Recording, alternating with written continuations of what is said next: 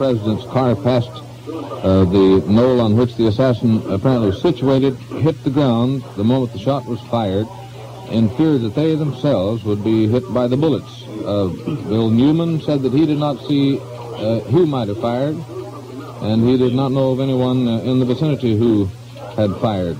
Pierce Allman was on the streets of downtown Dallas as the motorcade passed through, and you heard shots, did you not? It happened pretty much in front of me, John. I didn't know that the president was dead until I came back to the newsroom. They wouldn't let us out of the Texas School Book Depository building. As the president turned the corner, we were standing there and broke into applause. As he came around, it's funny because we were remarking among ourselves. Terry Ford of Radio Promotion was with me, and we were looking up at the open windows of the Texas School Book Depository building and at all that open space and wondering just how in the world they had already covered all this and wondering where the Secret Service men were.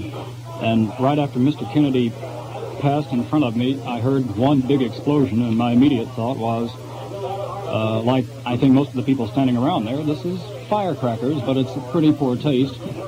I looked and saw the president, I thought, duck. Evidently he was slumping at the time. The car immediately sped on. No one seemed galvanized into immediate action. The shots didn't seem rapid at all. They were three well-spaced, reverberating shots. How far were you from the car, Pierce, when the shots were fired? The car was in the middle of the street, and I was on the left-hand side of the street. I'd say about 10 feet. And it didn't stop? No, the car kept going. The car did not stop. The policeman immediately came over and said, all right, hit the dirt. And everyone concerned scrambled right away, including this young man, the young man with the two children, Bill Newman, whom I talked to right after it happened.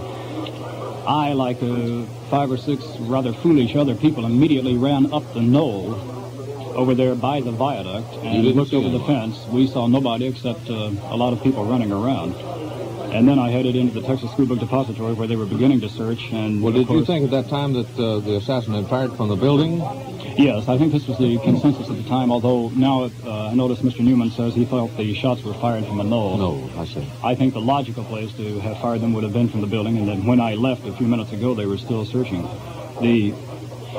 I think the general reaction of the people over there as I left was, it just can't be.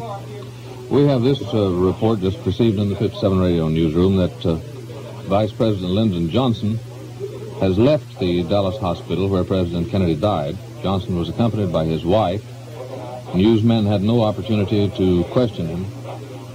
This report was issued at 1:48, which was just moments ago, and apparently squelches the rumor that the Vice President's physical condition was not in good shape. Apparently he is, because Associated Press reports now that Vice President Lyndon Johnson has left Parkland Hospital, where President Kennedy died, accompanied by his wife, Lady Bird, and he spoke to no one as he left. Pierce, how many shots did you hear? You heard 3 shots. I heard 3 well-spaced shots. Do you think that the shots were returned? Could it be that the assassin fired 1 or 2 shots and possibly one was fired in return, or do you think that all 3 came from the same gun? This is possible. However, the 3 I heard a boom, and then a space, and then another boom, and it was not until after the third distinct sound, this third boom, that police were able to draw their revolvers and start firing in return. And of course, it was when they actually were reluctant to fire. I imagine there were a few shots exchanged. I don't remember, frankly, but they were reluctant probably because of all the crowds around. Everyone suddenly popped out with guns and told the public to hug the ground for safety's sake. Roger, John, we just received word from Ron Ryland in the mobile unit that police have a suspect. They picked him up in the Texas Theater. He has a gun. They are taking him to the main station now. And we call in now Ron Ryland for a report from WFAA's mobile unit on that. Dallas police have taken into custody a white male found in the Texas Theater. The man is believed to be a suspect in the recent shooting of a police officer at 10th and Crawford in Oak Cliff. A witness at the scene of the killing said that the police officer talked briefly with the young man, and the young man then shot the police officer twice through the head. After a furious search up and down Jefferson Avenue, The officers finally found the suspect that they have taken into custody in the Jefferson Theater, armed with a weapon. He is now en route to the Central Police Station. From the scene, this is Vic Robertson reporting for WFAA News.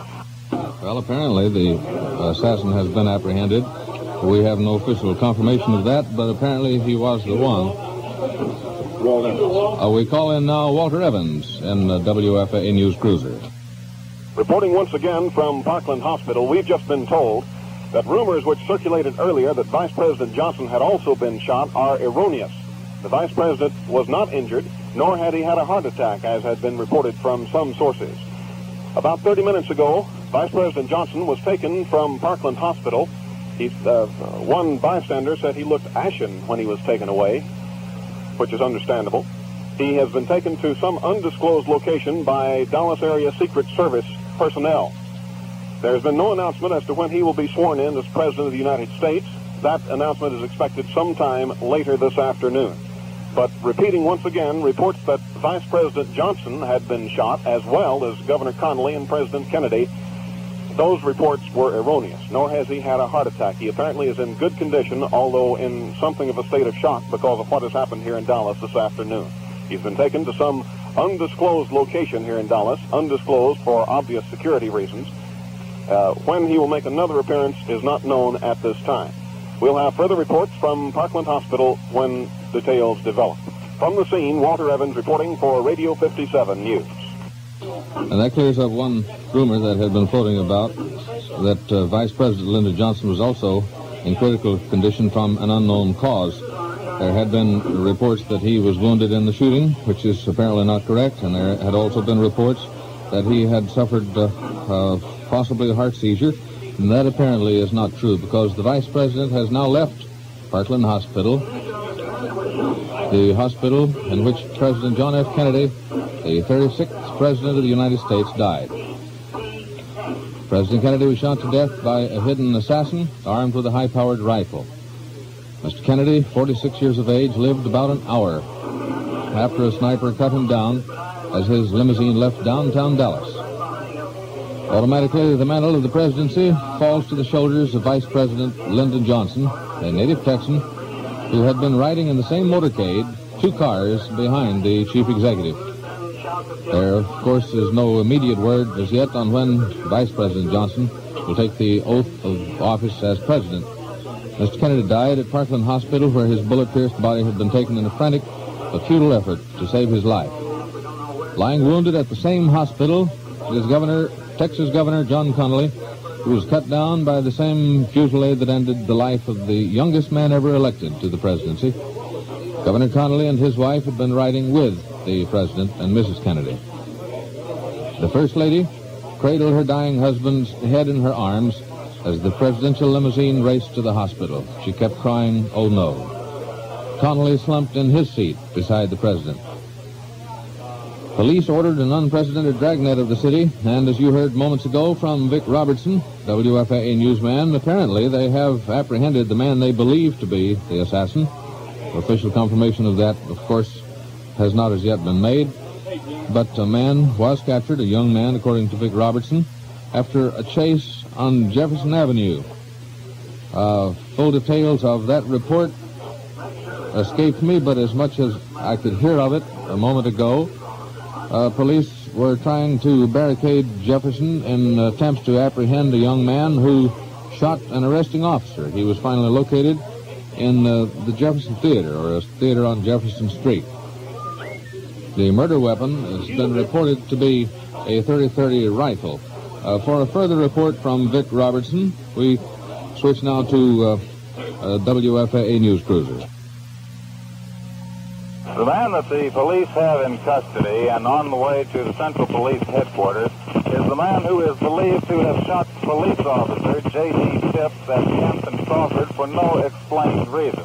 As of this time, there is no indication from Oak that there is any further leads as to the man who assassinated President Kennedy. The man was found in the next to last row of the Texas Theater, still armed with a weapon. As he was dragged out to a waiting police car, he was yelling, "I protest this police brutality." The police officers hurried him away from a crowd that was ready to leap on the man, and then he was carried away downtown. No further information is immediately available. This is Vic Robertson reporting for Radio 57 News. There were reports earlier that a dragnet had been thrown up about the Trade Mart and the industrial section of Dallas. Those efforts apparently were futile. No one has as yet reported that anyone has been apprehended or any suspect cited in that area of town. We will, of course, have further reports from Walter Evans, who is stationed at Parkland Hospital on the condition of Governor John Connally. The whereabouts of Vice President Lyndon Johnson are unknown. He left Parkland Hospital and is at secret hideaway now under heavy guard, I'm sure, by Secret Service. And when he will be sworn in as president is not known at this time. Newsmen had no opportunity to question him as he left Parkland Hospital. Shortly before the president's death, 2 priests were summoned to the emergency ward of Parkland Hospital. They administered the last rites of the church. We spoke earlier in the afternoon with a young man named Bill Newman, who was an eyewitness to the shooting.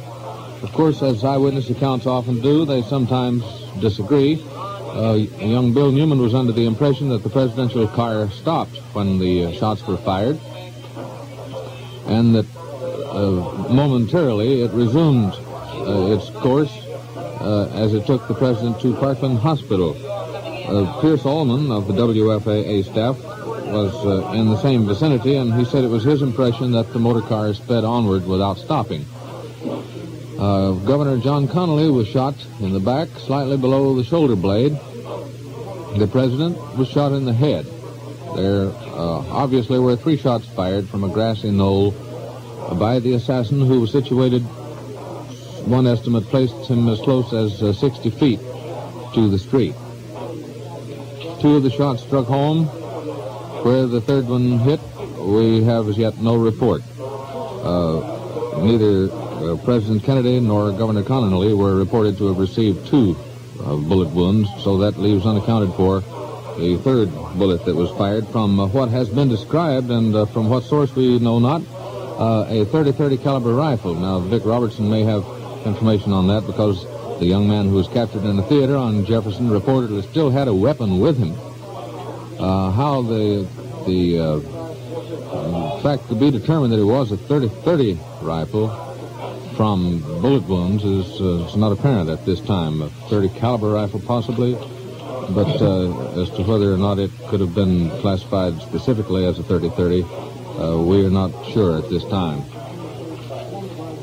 6 members of President Kennedy's cabinet were out of the country when the shooting occurred, flying to Japan.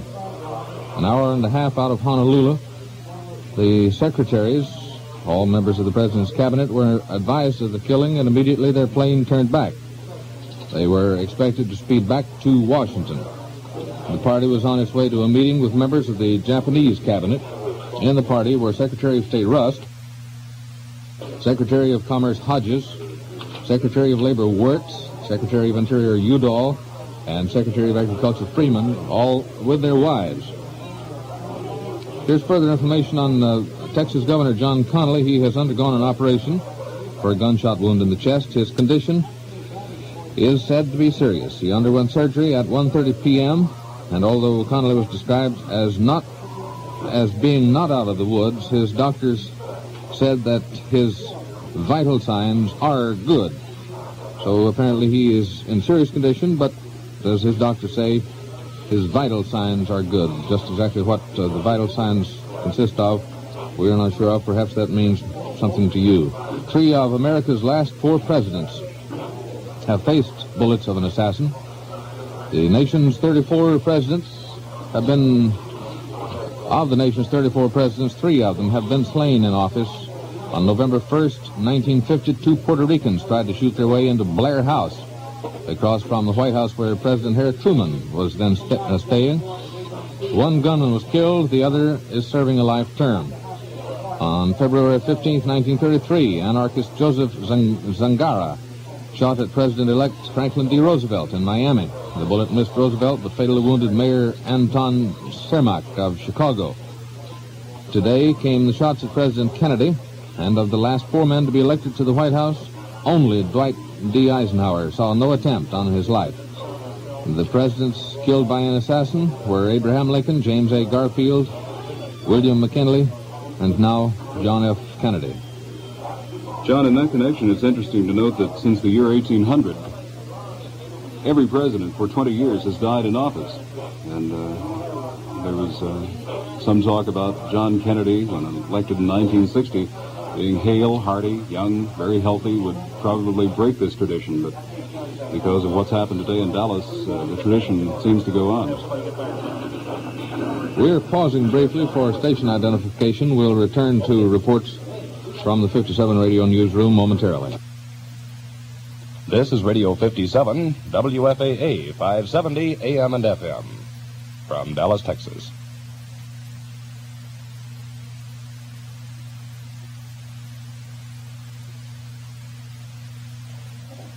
The president and Texas Governor John Connally, as you know, were cut down by assassins' bullets as they toured downtown Dallas in an ominous open car.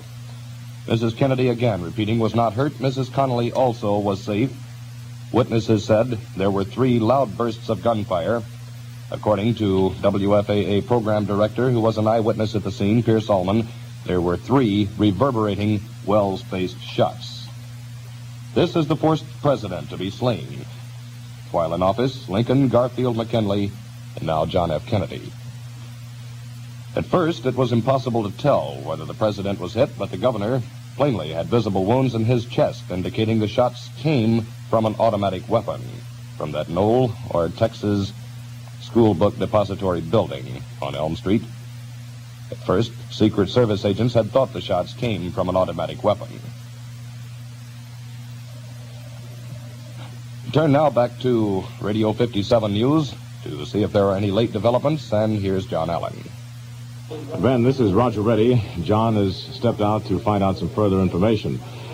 We have heard just now, a little earlier, we had a report that there was a fellow apprehended at the downtown Dallas theater by the police, and that he had a gun with him, and he was suspected to be the assassin. He was immediately rushed into the police cruiser. He had been apprehended in the Texas theater, in the next to the last row of seats, and he was apprehended by the police, put into the cruiser, and rushed immediately downtown to the jail. We have heard, this is still unofficial, that this person had a shotgun with him, and therefore this would indicate that perhaps he is not the one who shot President Kennedy, since apparently the president was shot with an automatic rifle weapon. Governor Connally is still in serious condition with his gunshot wound in the chest. The hospital says his condition, quote, is serious. He said that the governor was not out of the woods, the spokesman at the hospital. His doctor said, however, the vital signs were good, as John Allen just told you. The vital signs apparently indicated from pulse, a heartbeat, etc. He was shot in the chest, which, of course, is always a serious place to get shot. The doctor at the hospital confirms that Connally had a good pulse and that his respiration was satisfactory. Have you received any further information from Rick Robertson or Walter Evans in the last few moments? Walter Evans now has a report from the hospital. I have had a momentary break from the microphone and had not heard what Roger Reddy was saying. We switch now for a late report from Parkland Hospital to Walter Evans in the WFAA news cruiser. We have just come from a news conference held by Julian Reed, an administrative assistant to Governor John Connally. He had, right before he started his news conference, he had a conversation with Mrs. Connally, who, of course, was right in the thick of what went on in downtown Dallas this afternoon. Let's reconstruct briefly what happened. It was about 12:15 this afternoon. The car carrying President and Mrs. Kennedy, Governor and Mrs. Connally, and 2 Secret Service agents, an open car, had rounded the corner of Main and Houston Streets, had proceeded 1 block north up Houston Street, and had turned to the left on Elm Street, and was getting ready to go under the triple underpass. At that moment, Mrs. Connally said she heard a shot. Instantly, when she heard the shot, her husband turned to see what had happened, and at that instant, he too was shot. Mrs. Connolly says she believes the first shot was the one that struck President Kennedy in the head. There was a second shot. That shot struck Governor Connolly in the back and coming out of his body in the right chest. There are reports of a third shot, and Governor Connolly has a wound on his wrist, and that could be the result of that third pistol shot, although Mrs. Connolly is not certain whether there was a third shot or not. She said immediately after the first shot, Mrs. Kennedy grabbed her husband. After the second shot, Mrs. Connolly grabbed her husband. All four of them ducked down into the car to escape any further fusillade of shots. And within a split second, one of the two Secret Service men in the front seat of the car grabbed the telephone, said, "Let's go to the hospital," and then he proceeded to make a call, presumably to other Secret Service men in the area, or perhaps the hospital. At any rate, the car was sped rapidly down Stemmons Freeway, both women holding their husbands in their arms, and was here at Parkland Hospital within a matter of 5 to 10 minutes. So that's the situation. There is still no official word as to when Vice President Johnson will be sworn in as President of the United States. About an hour ago, he was whisked away from Parkland Hospital in something of a state of shock himself, although he was not shot, as had been previously reported, nor had he had a heart attack. There had been rumors that he had had a heart attack. None of those rumors were true. He apparently is in good condition under the circumstances. He's been taken to some unknown location, and that location will be kept secret for obvious security reasons. The press room here at Parkland Hospital, which was set up within a matter of minutes by Parkland Hospital officials on the first floor of the building, is in something of a state of shock at this moment. Just now, reporters are beginning to realize what had happened. They acted on reflex right at first and continued to act so for the next hour or so, but by now a kind of state of shock is beginning to set in. WFAA TV newsman Mal Couch has just come to the mobile news unit. Mal, what's the situation? Well, we're not sure right now, Walt. It looks like that Mrs. Kennedy may still be here and may be in a state of shock. Of course, there are many rumors that are floating around. It's also believed that part of Governor John Connolly's family has arrived, possibly one of his sons. At this point, this is all that I know from the emergency exit of Parkland. However, Walt, I could tell an interesting story of what happened, because I was within 50 to 75 feet behind the president. Go ahead. We had just turned the corner, the motorcade had just turned the corner at, I believe it's Young and Elm. Is this correct? Elm in Houston. Elm in Houston, I'm sorry. Overlooking the street is a large building by the name of The Texas School Book Depository. the Texas School Book Depository, right. Just as the president's car turned the corner, I heard a loud shot that sounded like at first a backfire. And then I heard another one. And then finally a third shot. We naturally took this third shot as a rifle shot because we figured by the third shot that this was not a backfire. It was not a motorcycle backfiring, but it was actually someone taking a crack at the president. Just as our car rounded the corner, we saw the president's car speed off. I had my camera in my hand and raised it and to see an officer fall and pull his pistol. I took a shot of that, and then to my right, two ladies fell to the ground, and one of them had fainted. People were running hither and there, here, hither and yon. Up in the window, I could not tell what the person looked like, but I saw the rifle being pulled back into the window. This was the 5th or 6th floor. There were people underneath the rifle who looked up to see where the shots had come from. One man started running down the street with his little boy, his little child, and several policemen began running after him, thinking that he was the man that had fired the shots. However, he turned out not to be. There was much confusion around there. I noticed on the sidewalk, Walt, some blood. At this time, I don't know whose blood it was, but there was some blood on the sidewalk away from the street. It must not have been the president's blood. The motorcade then sped off and I was left in mass confusion to try to grope my way out to Parkland Hospital. Thank you very much, Mel, for that eyewitness report. Ironically, within just a matter of seconds before these fatal shots were fired, Mrs. Connolly commented to President Kennedy, you certainly can't say that Dallas is an unfriendly city, because they were beaming over the outstanding reception they had received, not only in downtown Dallas, but all along the way. Just a matter of seconds after that, the first shot was fired, which struck President Kennedy in the head, and the shot which eventually resulted in his death here at Parkland Hospital. We're going to return now to the press room set up here in the first floor of Parkland Hospital, and we'll be bringing you further details as they are released by the White House News Department. We've said this 2 or 3 times in our previous reports. Let us say it once again. There is something of a crowd gathering here at Parkland Hospital, although it looks like it's not quite as great as it was a while ago. Let us please ask you to stay away from Parkland Hospital. Your presence here can only hamper the Dallas policemen in trying to do their job, protecting the people here and trying to control traffic. So please, don't drive to Parkland Hospital. You won't find out anything any quicker here than you will in your own automobile in another part of the city or at home.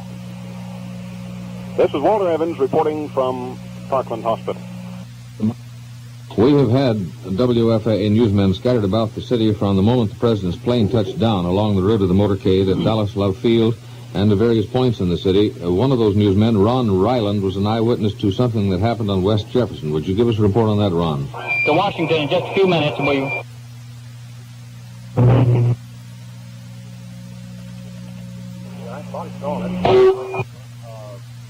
Months ago, several hundred officers swarmed through every entrance in the theater and found this man sitting in the second row from the back. He was armed with a shotgun. The officers jumped him, wrestled the gun away from him, and then pulled him out through the doors with him screaming, "I protest this police brutality." He was really fighting them all the way, kicking and screaming and hollering until he got to the front entrance of the theater. There was a crowd, I'd say, of 2,000 or 3,000 people had been attracted to the theater by all of the screaming sirens and people descending on the area. And as they pulled the man out through the theater, the officers threw a cordon around him. The people stomped the cordon down. They brushed past the police officer and tried to grab the man, shouting, "Murder him," and all sorts of such things as this, and tried to get to him. And I dare say if they had have gotten to him, that they would have pulled him to pieces. Dallas is in an uproar. You say that he is armed with a shotgun, or was armed with a shotgun. That's correct, John. You didn't hear earlier reports that the president's assassin was armed with a rifle. Had you heard that? Do you think? Well, there's several things going on around at the moment, John. The idea, of course, is that this man is now fighting for his life. He could be armed with anything. He had more than one weapon. The Dallas police officer that was shot down in the line of duty had a pistol. This man was the officer was shot with a pistol. By a pistol? We found the pistol later, yes, a .38 caliber police positive revolver. There has been a Dallas policeman shot to death, and it's being assumed, although there is no official confirmation, that the same man is responsible. This man that was captured in the theater, have you heard reports that he was the same one? Vic Robertson has been giving us information on that, and he said that there was a terrific search being made and a chase on Jefferson by police in attempts to apprehend a man that they believe is the one they found in the Jefferson Theater. Is that your information? Well, John, let me put it this way. Dallas is in an uproar. We've got reports of this man in every part of the city. I do believe that this man may be connected. He may have panicked and shot the police officer. The idea, of course, being behind it that right now they're going to grab anybody. It's possible that this man who could have been the same one, he answers a description. He's between 30, 35 years old, short, stocky built, about 5'8", weighs about 145 to 50 pounds, something on this order. He looks exactly as the description has been broadcast. So at this point, anybody that is armed answering this description could be suspect. So it is possible that the same man, or maybe he had assistance, but it's possible that the same man fired at the president with a rifle, shot a policeman to death in attempts to apprehend him on West Jefferson, was cornered in the theater, and then used a shotgun in attempts to break away from police even after they had the theater surrounded. Well, this is quite possible, John, because a man that's this desperate that would go to these lengths to murder the chief executive of the United States probably would go well armed. Naturally, yes, I agree with that. Thank you very much. Ron Ryland of the WFAA news staff. The president, when he arrived...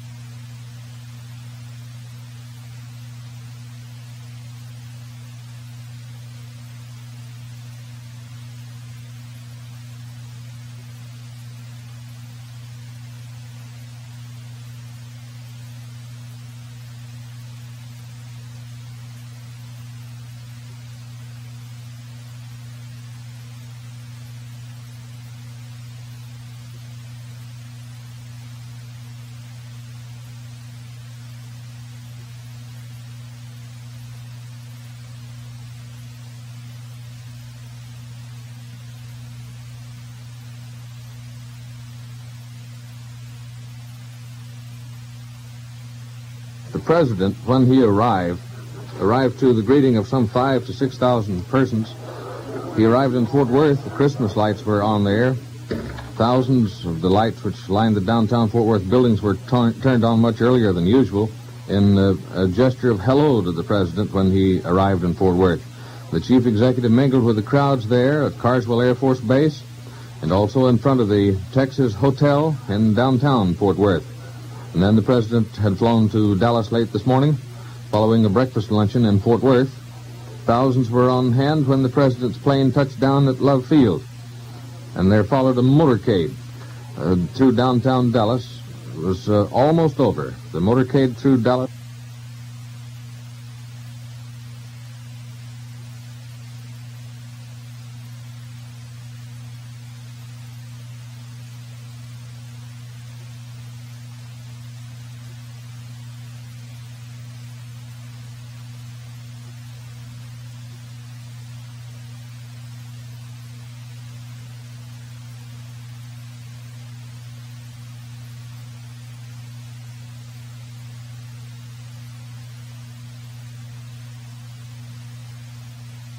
To 100 yards. One report says 60 feet, another 100 yards away from the presidential car.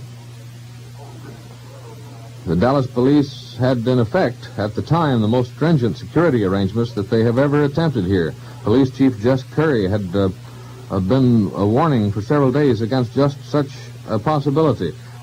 He did not specifically say an assassination, but he said any incident, any untoward incident would be forestalled, if possible, by the Dallas police, and every attempt was being made. It was hoped that there would be no demonstration against the president, like that which occurred when UN Ambassador Adlai Stevenson was here recently.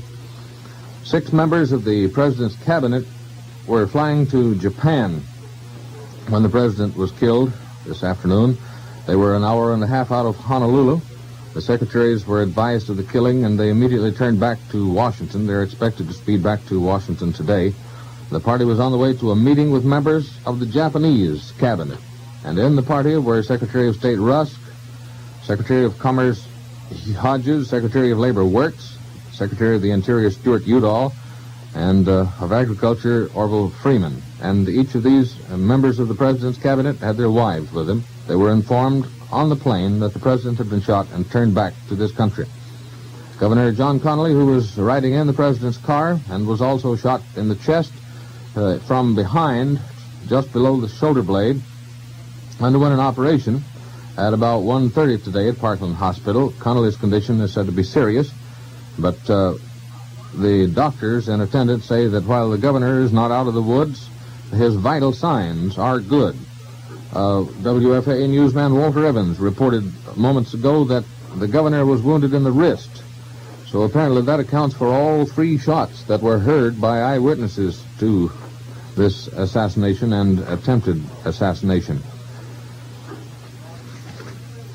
Police Chief H. McGill of Houston had reported that there were 3 telephone threats made against the life of President Kennedy. Of course, these things are made frequently against any president, and usually they are passed off as pranks or cranks, people who are known also as cranks. We have this further information. Police now say that President Kennedy was assassinated by a shot from a warehouse, so that if this has been confirmed, then that rules out the grassy knoll near the street on which the motorcade passed. The entire building has now been evacuated, and Dallas police say that they have found the remains of fried chicken and paper on the 5th floor. They say the sniper apparently had been there for some time. The Secret Service said the assassin apparently used a high-powered Army or Japanese rifle of approximately .25 caliber. They said the rifle had a scope on it. Where this information comes from, we do not know.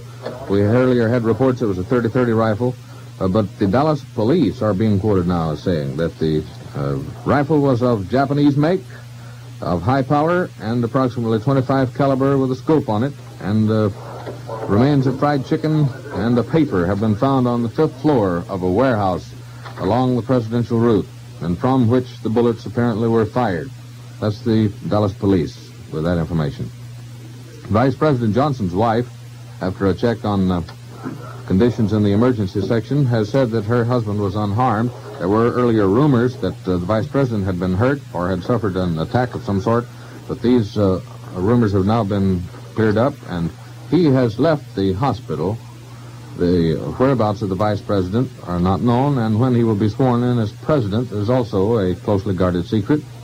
He is, I'm sure, under heavy Secret Service guard at this time. Roger Reddy of the WFAA newsroom. Yes, John, we just got a call from Vic Robertson at the police headquarters here in Dallas, and Vic has told us that a Bureau FBI man has said that the man who was apprehended at the Texas Theater in downtown Dallas with the shotgun apparently is not going to be able to be connected with the direct assassination on President Kennedy, but that he apparently was the one who shot the policeman in a subsequent event in downtown Dallas. Do they feel that he was connected indirectly? Vic didn't say. He no intimated that apparently this was part of the reaction to the assassination. They didn't give any indication as to whether they thought there was more than one person involved in the assassination attempt. No, they didn't, but obviously there is. The man has not been charged yet. He has not been formally charged with anything. They're still holding him, still questioning him. They have nobody else in custody, and Vic says as soon as he finds out later word, he'll give it to us. Travis Lynn is now in a WFAA mobile unit downtown with a report on the reaction of Dallasites. Here in downtown Dallas, there is an extra edition of a newspaper out, and it is very abundant on the streets. It says simply, President Dead. The atmosphere in Dallas, which is at this time wind-blown, is one of a crowded street. The streets are jammed with automobiles, and the sidewalks with people who are just standing there.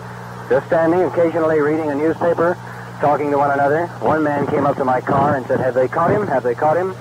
And he was, of course, referring to the suspect of the assassination, and we were unable to tell him whether or not anyone definitely connected with the assassination has been arrested. I was at the Trade Mart, prepared to give a report on the president's speech to some 2,500 people. When the first news that the president had been shot came, it first did not go to the public in general. There at the Trade Mart, the 2,500 luncheon guests were not informed.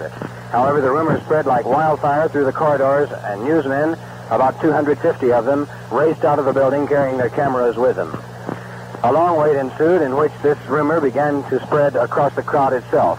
Then, some 30 minutes after the president had died, an announcement was made that it is apparent some incident has occurred. We do not know how serious it is. A benediction was said as everyone stood and bowed his head. About 30 minutes passed, and still the people maintained their seats at the Trade Mart, unable to believe that anything had happened to the President of the United States. Finally, the announcement was made that the President had been shot and taken to Parkland Hospital. The announcement that the President was dead was never made at the Trade Mart, but it was obvious from the tone of the man giving the announcement, Dr. Luther Holcomb of the Dallas Council of Churches, that it was a grave situation. Another prayer was said for the country, and then people left the Trade Mart. Perhaps the most typical reaction was that of a Negro porter who was to serve the president. He leaned back against the presidential seal on the rostrum, pulled out his handkerchief, and wailed loudly. Here in downtown Dallas, people are talking to one another, as I say, without expression on their faces. And it's a solemn day in Dallas. This is Travis Lynn in downtown Dallas, now back to Communication Center. This is Ben Laurie at Master Control at WFAA. Our Washington correspondents have told us of a moment of silent prayer that was called for by the presiding official of the General Assembly of the United Nations in New York. And following that moment of silence, the General Assembly at the UN has been adjourned for the rest of the day in mourning for the passing of the assassination of the President of the United States. The body of President Kennedy has been taken from Parkland Hospital. Sources say it will be flown to Washington this afternoon. Mrs. Kennedy left Parkland Emergency Ward by the back door in a slow, deliberate pace, obviously dazed. Sources all around her during the entire ordeal said she was not hysterical at any point during the entire affair. Results in social circles are beginning to be felt around Big D. The scheduled football game between Woodrow Wilson and South Oak Cliff High Schools, scheduled for tonight, has been called off. This game will be rescheduled for Saturday night at 7:30 p.m. at Cobb Stadium. Likewise, the Dallas Morning News Travel Club will not meet tonight as scheduled. And now we turn you back to Radio 57 Newsroom and more details as they come in. A moment ago, we received reports that a man had been arrested in Fort Worth by police officials or authorities there, possibly some connection with the assassination attempt. That has not been confirmed. Police do say now, however, that President Kennedy was assassinated by a shot fired from a warehouse as the presidential motorcade was nearing the triple underpass at the west section of the downtown Big D area at the intersection of Elm Street and Houston. The entire warehouse has been evacuated, and Dallas police say that they have found the remains of fried chicken and paper on the 5th floor. They say the sniper apparently had been there for some time. WFAA newsman Mal Couch, who was situated in that vicinity, said that he saw a gun of some sort. He did not know for certain what it was, rifle or gun, appear from a window on the 5th or 6th floor. Apparently it was on the 5th floor of the warehouse from which the assassin fired. Police, here is an official confirmation of this report we just gave you. The police have arrested a man in the Riverside section of Fort Worth in the connection with the shooting of a Dallas policeman. However, this man denies any connection with the assassination attempt of President Kennedy. The earlier reports we had were that a man had shot to death a Dallas policeman on West Jefferson. Approximately 20 police squad cars were enlisted in the attempt to capture him, and he was finally located. The man they believed to have been the one who shot the policeman was located in a Jefferson Street theater, and at that time he was armed with a shotgun. So these conflicting reports remain to be verified and straightened out. We now call in Walter Evans, who has an additional report to make from the WFAA News Cruiser. We don't know for sure because none of the White House staff knows for sure, but probably at this moment, this country has a new president.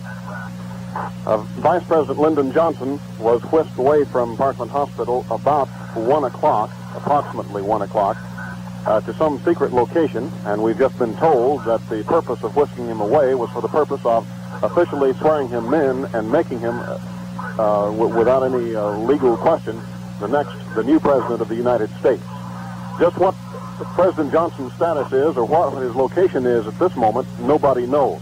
When we'll find out, we don't know, because the White House authorities who are passing out all of the information here at Parkland Hospital themselves don't know. He apparently had with him when he left at least 2 or more Secret Service men and 1 administrative assistant.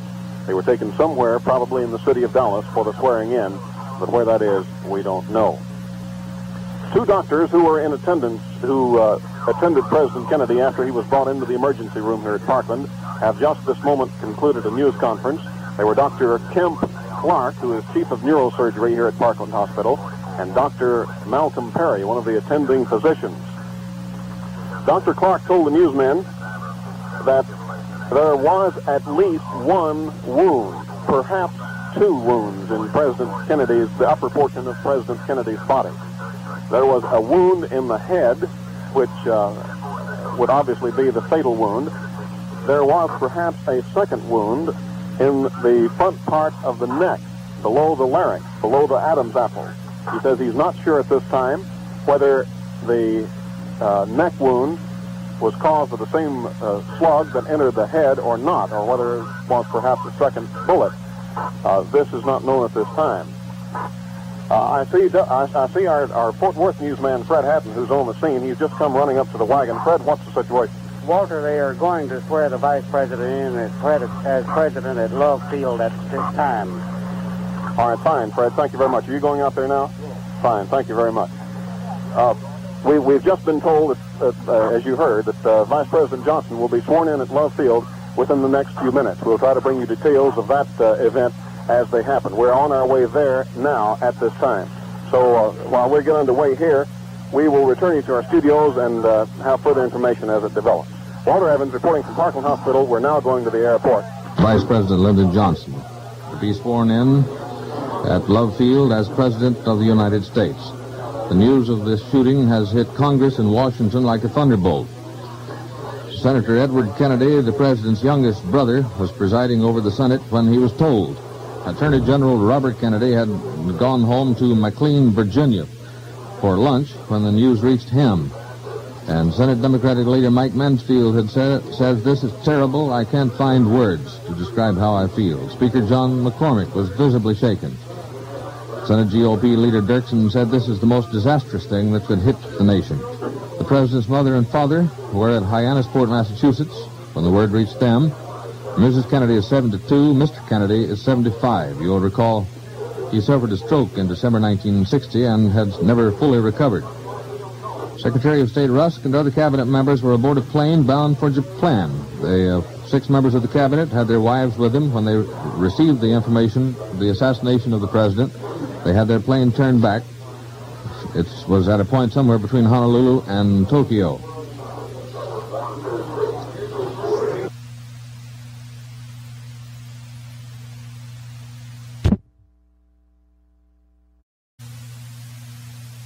Now, from Communications Center, Roger Reddy.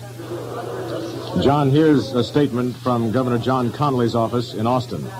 The statement reads as follows. He is in the operating room. The doctors have opened his chest. He will probably be there 2 more hours and undergo orthopedic surgery. He has probably 4 broken ribs and a contused or bruised lung. A lung was collapsed but has been reinflated. No serious artery damage to the heart. Blood pressure, pulse, still okay. That is the bulletin from the hospital. Lieutenant Governor Preston Smith has termed President Kennedy's assassination the darkest day in history of the great state of Texas. In a statement to newsmen, it was said, "Words are not possible to express my feeling over the barbaric actions which occurred today. This day probably was the darkest day in the history of the great state of Texas. It simply has to be the act of a fanatic with a distorted mind. It is a sad tragedy, leaving millions of Texans and other people in the country and the world sad and shocked that something like this could happen in Texas or America." Smith continued, "As Lieutenant Governor of Texas, I officially extend every sympathy possible to the President's family and to Mrs. Connolly. Thank goodness the Governor was not incapacitated." That was the quotation from Lieutenant Governor Preston Smith. Smith said further he has no authority to assume the office of governor unless Connolly is incapacitated. He said he will not take any action in that direction unless Connolly makes the request. Dr. Malcolm Perry, the attendant surgeon at Parkland Hospital who attended President Kennedy, said when he arrived at the emergency room, quote, "I noticed the president was in critical condition with a wound of the neck and head. When asked if possibly the wounds had been made by 2 bullets, he said he did not know. He said immediate resumptive measures were taken and Dr. Kemp Clark, chief of neurosurgery, was called along with several other members of the staff. They arrived immediately, but at this point the president's condition was critical and moribund." For further news in the WFAA News Mobile Unit, we now switch to Walter Evans. We're reporting from Love Field, where in the next few moments, according to all reports, Lyndon Johnson will be sworn in as the new President of the United States. Just about 3 minutes ago, Air Force One, traditionally the president's airplane, took off from Love Field, carrying the casket containing the body of the late President of the United States. At the moment, there's something of a rhubarb going on out here at Love Field. Newsmen are trying to get up to near the area where the Vice President is to be sworn in. A large contingent of the White House Corps is there at this time. However, the local newsmen are being kept away from the scene, about 100 yards. So we're going to go back and see what we can do about getting up to the plane, and until that situation resolves, we'll be off the air. So from Love Field, where Lyndon Johnson will soon be sworn in as President of the United States, Walter Evans reporting for Radio 57 News. And there you have it, the latest report from Love Field. We have had many conflicting reports about people apprehended in Fort Worth and in Dallas. What their connection might be with the assassination is not known, but police are investigating, and I dare say that anyone who matches the description of the assassin, as reported by some who apparently did see him, would be questioned if he's spotted on downtown streets in Dallas this afternoon. News of the president's assassination has been withheld from 98-year-old maternal grandmother of the president in Boston, Mrs. John Fitzgerald, who lives with the son, Thomas Fitzgerald, and he says that he doesn't think he'll ever tell his mother her grandson is dead. Dallas police, as you may have heard, have arrested a 24-year-old man whose name is Lee H. Oswald on West Jefferson. Whether he is the assassin or connected with the assassination attempt in any way has not been determined at this time. However, police are quizzing him to see if he had any possible connection with the slaying.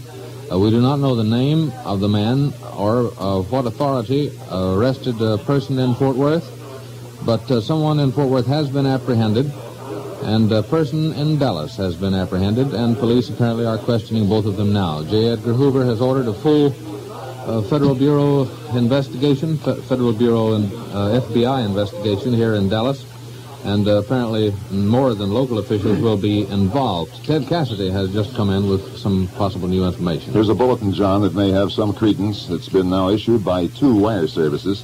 Lyndon Johnson has already been sworn in as President of the United States at about 1:38 today, Central Standard Time. The oath was administered by U.S. District Judge Sarah T. Hughes. We've been waiting for this event to happen. Apparently, it's already taken place. The United States of America now has a new president. President Lyndon Baines Johnson.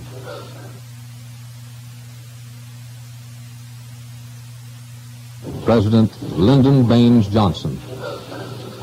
A Dallas policeman has been shot and killed while chasing the suspected assassin in the West Jefferson area of Dallas. Another officer was with him at the time, and he said the man, when he was apprehended, yelled, "It's all over now," and the two fell struggling into a seat of a theater. The officer's face was slashed, but he managed to arrest the suspect anyway. We're trying to piece together the details, the bits of information that have been filtering into Communication Center here since approximately 12:45 this afternoon. I suppose that's the hour it began. 12:41, I believe, was one of the earliest moments. I remember having heard a mention on the police radio of something that sounded as if it might have great import. I was not aware of what it actually was, but the tone of their voices indicated that something had happened that Dallas police had been striving so hard to prevent. Chief Curry himself, in advance of the president's visit to Dallas, had said that every effort would be made to prevent any untoward incident, anything that might embarrass or harm the president from happening in Dallas. Extra special precautions were being made due to the fact that something embarrassing had happened during the recent visit of UN Ambassador Adlai Stevenson. But in spite of their efforts, the President John F. Kennedy has been assassinated. Ted Cassidy, you have information? There's another report. We have so many conflicting reports. You aren't sure which to believe, so you must say that each is an unofficial one until it's officially confirmed by sources from the White House or officially in Washington. But the FBI, it is said by those close to this source of information, have much more information about the assassin and about the shooting than they're willing to divulge at the moment. Travis Lynn and a WFAA mobile news unit is ready with another report. President Johnson is now President Lyndon Baines Johnson, President of the United States of America. A White House spokesman has just announced that at 2:39 this afternoon, Federal Judge Sarah T. Hughes of Dallas swore in Lyndon Johnson as President of the United States. Judge Hughes, who was herself appointed by President John Kennedy, was crying as she performed the ceremony. Vice President Johnson, who was at that time becoming a new president, was in the compartment of the plane, the front part of which carried President Kennedy's body at the time. He squeezed in as many people in the compartment as would fit, and one photographer, the official White House photographer. The ceremony began, and Lyndon Johnson repeated after Judge Sarah T. Hughes the words, "I do solemnly swear that I will perform the duties of the President of the United States to the best of my abilities and defend, protect, and preserve the Constitution of the United States, so help me God." President Lyndon Baines Johnson, President of the United States, is now in the air en route to Washington on Air Force One, the same plane which is carrying the body of former President John Kennedy. From Love Field, this is Travis Lynn reporting for WFAA News. Governor John Connally, Texas Governor John Connally, has been described as not out of the woods as yet, but his vital signs are good. That was the word given out by doctors at the emergency ward in Parkland Hospital, where Governor John Connally underwent major surgery. His chest was opened, and I did not hear the report that came in on the actual operation itself, but as I remember it, he had possibly had as many as 3 or 4 broken ribs, and he is now apparently out of surgery, but is still in very critical condition. He spoke a few words after he arrived at the emergency ward at Parkland. The president's fatal wound was inflicted in the head by the assassin's bullet. We are awaiting further information from all sources, and it filters in gradually from the newsmen we have in the field, from federal and local law enforcement agencies. We had for a time rumors that we did not quote because we had no verification for them, that Vice President Lyndon Johnson, who is now the President of the United States, had suffered a heart seizure. That was not true. Neither was the rumor that he, too, had been wounded. He is now the new President of the United States, sworn in by Federal Judge Sarah T. Hughes. Lieutenant Governor Preston Smith has termed President Kennedy's assassination the darkest day in the history of the state of Texas. In a statement to newsmen, he said, "Words are not possible for me to express my feeling over the barbaric actions which occurred today." Smith made this in a prepared statement. Ladies and gentlemen, our coverage of the president's assassination will continue on 570. This is WFAA 570 AM and FM at Communications Center in Dallas. It's 3 o'clock. This is WFAA 820 AM and FM at Communications Center in Dallas. And Smith continued, "A Lieutenant Governor of Texas, I officially extend every sympathy possible to the President's family and to Mrs. Connally. Thank goodness the Governor was not incapacitated." Smith said that he has no authority to assume the office of Governor unless Connally is incapacitated. He said he will not take any action in that direction unless Connally makes a direct request that he do so.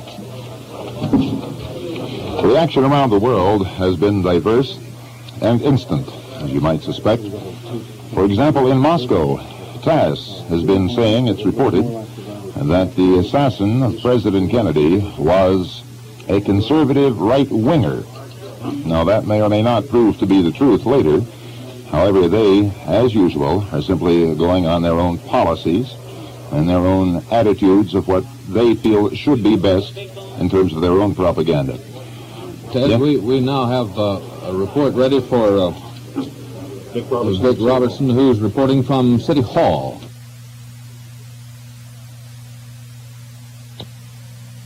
Now, as though the suspect being held for the murder of a Dallas policeman is a better and better suspect all the time for the assassination of President Kennedy. Dallas police officials are still making no official comment, but information has come out from sources that obviously at this time cannot be identified, that the man is a deserter from the United States who defected to the Soviet cause at one time and has a Russian wife. And the private opinion in the Criminal Investigation Division is that this is the man, although the Dallas Police Department is still working on other leads. From police headquarters, this is Vic Robertson reporting for WFAA News. And we have had reports that the FBI has considerable information that they are not divulging at this time, as is their custom, in order not to tip their hand in any case until it is successfully concluded. They apparently have information that they have not released to us, possibly information that would tend to indicate that this is or is not the man, but we have to await their official announcement. Ted Cassidy has been in the Communication Center newsroom almost from the start. When was the hour that you first learned of the assassination of the president? John, I heard your bulletin delivered this morning. I can't recall the exact time. It was slightly after the noon hour. It was about 12:40, somewhere along there. I forgot myself. The first bulletin that you delivered occurred. Yes, that's right. And then Travis Lynn, who was standing by at Market Hall, where the president was to speak, and then leave for Austin for the dinner, which, of course, has been canceled for tonight. Travis, naturally, was unaware that this had taken place in downtown Dallas, and following your announcement that 3 shots had been fired, and, of course, in that bulletin there was no word whether the shots had found a mark. Yes, we didn't know at that time. But then Travis, in his report, said that we continued to wait for him. Of course, it wasn't but a minute, or perhaps 2 minutes, before the word had spread across our communications network so that we all knew about it. My first reaction was somebody probably has been shooting a gun into the air to perhaps command attention. Some people thought it was a firecracker and things like that. We can now have a further report from Walter Evans and Travis Lynn. If you newsmen will come in, please.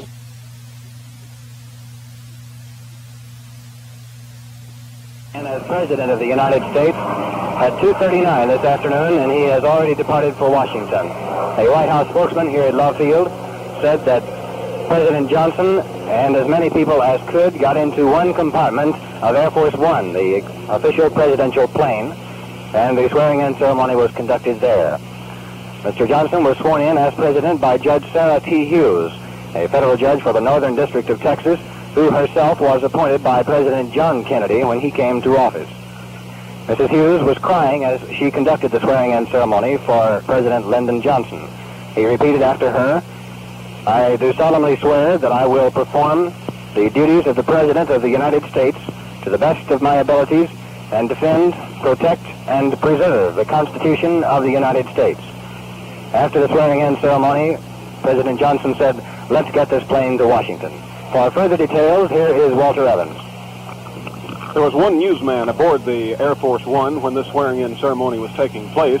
We don't have his name at the moment. He was chosen on an instant. We understand he's a broadcast newsman from one of the Westinghouse stations up in the northern part of the country. He was given this opportunity, or this sad privilege, just because he was in the right place at the right time. He told us that Mrs. Kennedy came into the compartment where the swearing-in ceremonies took place shortly before the 2:39 p.m. swearing-in ceremonies. He said she came in without assistance. She stood on Vice President Johnson's left, and Mrs. Johnson stood on her husband's right. He said he noted that Mrs. Kennedy's hose on both legs was virtually saturated with blood. As he said there was also a quantity of blood on her dress. After the swearing-in ceremonies, Mrs. Kennedy reportedly, or rather President Johnson reportedly kissed Mrs. Kennedy and then his wife. And then he said, and these are the only words he is reportedly to have uttered after the swearing-in ceremonies, "Let's get this plane back to Washington." So it's a very solemn President Lyndon B. Johnson who now, along with the widowed Mrs. Jacqueline Kennedy and his wife, are now en route back to Washington aboard Air Force One. Now here's another report from Art Sinclair, who has with him the ambulance driver involved in the operation. Travis, this young man has a very sad story to tell, and I'm going to ask him just simply to tell it in as few words as he possibly can, and yet we want to know the full story. His name is A.L. Reich. He is with the O'Neill Mortuary here in Dallas, one of the finest ambulance and mortuaries in the city. Of course, they were at the hospital on another case at this time. A.L., what happened when you got to Parkland Hospital? Well, we was standing by with another patient when everyone started running in and hollering for ambulance cots, our cots, to transport someone out of a car. And we stood by while they brought the president and I guess the governor and the vice president come walking in, which was when everyone then knew what had taken place. And of course, they run everyone out of the hospital if they could at the time. And then they had us stand by on the ambulance dock in case we had to transfer one of the patients to another hospital. They in turn called our funeral home for a casket after the news had been out that the president had expired. We then in turn took the casket back to one of the Trumbull rooms at Parkland Hospital and proceeded to load the president. But before we did, the president's wife come in, took a ring off her finger and placed it on the president's finger and kissed his hand. We then in turn loaded the president into his casket. I had the head where most of the blood seemed to be coming from, and it was really a terrible experience to get the blood on my hands of the President of the United States. I don't consider it a big honor or anything, but I do consider it, well, it's just hard to say how it would feel to load or touch the President, especially in that case. It's really heartbreaking to know anything about it. Hail right from Love Field. This is Art Sinclair reporting.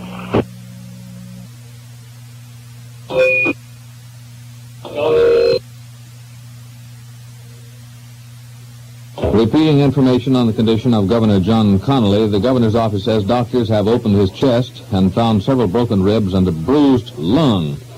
The governor was shot at the same time the assassin fired the fatal bullet into President Kennedy. The doctors say that the governor's lung was collapsed by the bullet but has since been reinflated. Doctors report no serious artery damage to the governor's heart. He will be in the operating room until about 4:30 p.m. and then will undergo surgery for a leg wound. Governor Connally's pulse and blood pressure are reported all right.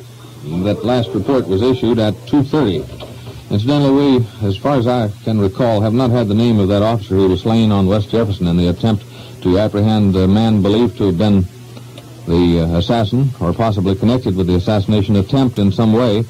Officer J.D. Tippett, 38 years old, was slain as he and fellow policeman M.N. McDonald ran into a rear exit of the Texas Theater. Tippett and McDonald had received a tip that the assassin of President Kennedy might have gone into that specific theater on West Jefferson.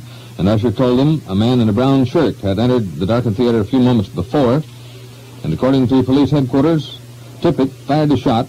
McDonald rushed the suspect. The suspect said it's all over now.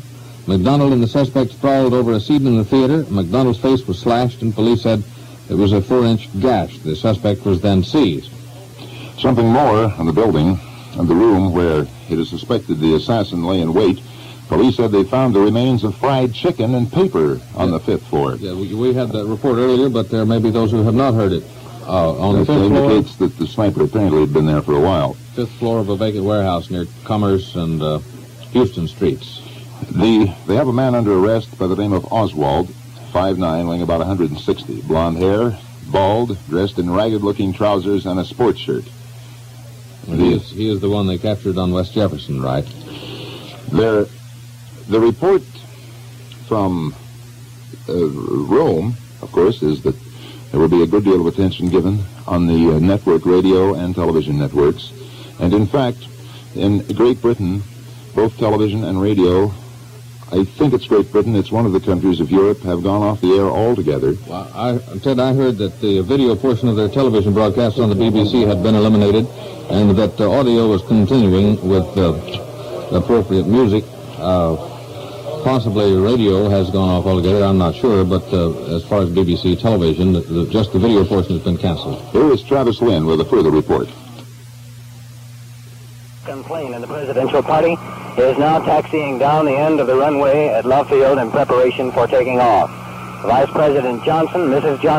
Kennedy, and the body of former President John F. Kennedy have already left Love Field. This second plane, and you may be able to hear the whine from the engines at this time, which is now taxiing to the end of the runway to take off, carries the remainder of the presidential party. Of course, the tour which had been planned has been canceled, and there will be no appearance of anyone officially in Austin. The plane bears the inscription United States of America. It has a U.S. Air Force symbol and an American flag on the tail, and it is now leaving Love Field with the rest of the presidential party. The hearse which brought President Kennedy's body out here to the airport has now departed the airport and is en route back to a funeral home in Dallas. As we mentioned earlier, Johnson was sworn in as President of the United States aboard Air Force One before it departed for Washington, and after the official swearing-in ceremony conducted by a tearful Judge Sarah T. Hughes, Vice President and now President Lyndon Johnson said solemnly, "Let's get this plane to Washington." The plane took off and was gone immediately about 20 minutes ago. From Love Field, this is Travis Lynn returning you to WFAA. We recapitulate briefly here that Vice President Johnson has been sworn in by Judge Sarah T. Hughes. He is now the official President of the United States of America, Lyndon Baines Johnson. A man has been taken into custody by authorities. His name is given as Oswald. He is about 5 feet 9, weighs approximately 160 pounds, has blonde hair, and is balding, and he was dressed in ragged-looking trousers and a sports shirt. Whether he actually is the assassin or not, we do not know at this time. The FBI is reported to have information that they are withholding, and it may be that they will release information as soon as they feel that they have the case against that man or the person they suspect of being the assassin completed. In New York, former President Dwight Eisenhower has remarked that the assassination of President Kennedy was a despicable act. The former president said that from his suite at a hotel in New York. I quote him now, "I share the sense of shock and dismay that all Americans feel at the despicable act that resulted in the death of our nation's president. Mrs. Eisenhower and I also join with all other citizens in expressing our personal grief and prayerful concern to Mrs. Kennedy and all other members of the family." That's former President Dwight Eisenhower speaking in New York on the assassination of John Kennedy. To the knowledge of WFAA News, all civic and sporting events scheduled for this evening in Dallas have been canceled. Let me repeat that. Every civic and sporting event scheduled for this evening in Dallas have been canceled. That is the report to the best of our knowledge. Stay tuned to WFAA. We'll bring you specific details throughout the afternoon and evening. There was to be a football game between Yale and Harvard. They're now considering postponing. For at one time, the late President Kennedy was a football player at Harvard.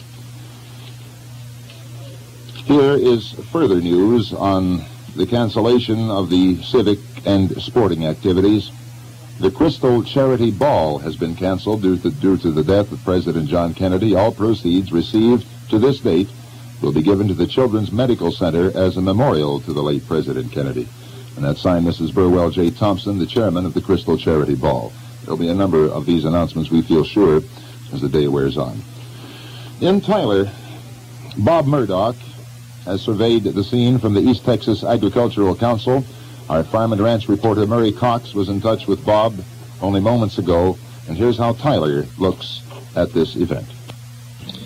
Bob, sort of unofficially around Tyler in East Texas, I know you're stunned as we are here. What's been the reaction in Tyler? Well, of course, everyone has been in stunned disbelief. The news hit at the noon hour when people were gathered in the various restaurants and cafes. And the first news, the young secretary came in and made this announcement, and of course we smiled and said, "Oh, you're kidding." However, he said, "No, it's on the news out here on the television in the lobby," so everybody gathered there. And as I say, stood in stunned disbelief that this could have occurred.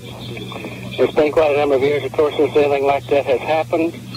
And naturally, everybody deplores that it has happened, and particularly that such a thing would occur in Texas. A lot of your East Texas people are here in Dallas, of course, for this great occasion, and they'll be coming home and reporting soon. Yes, we think it's a terrible thing, and it's just hardly believable at this time.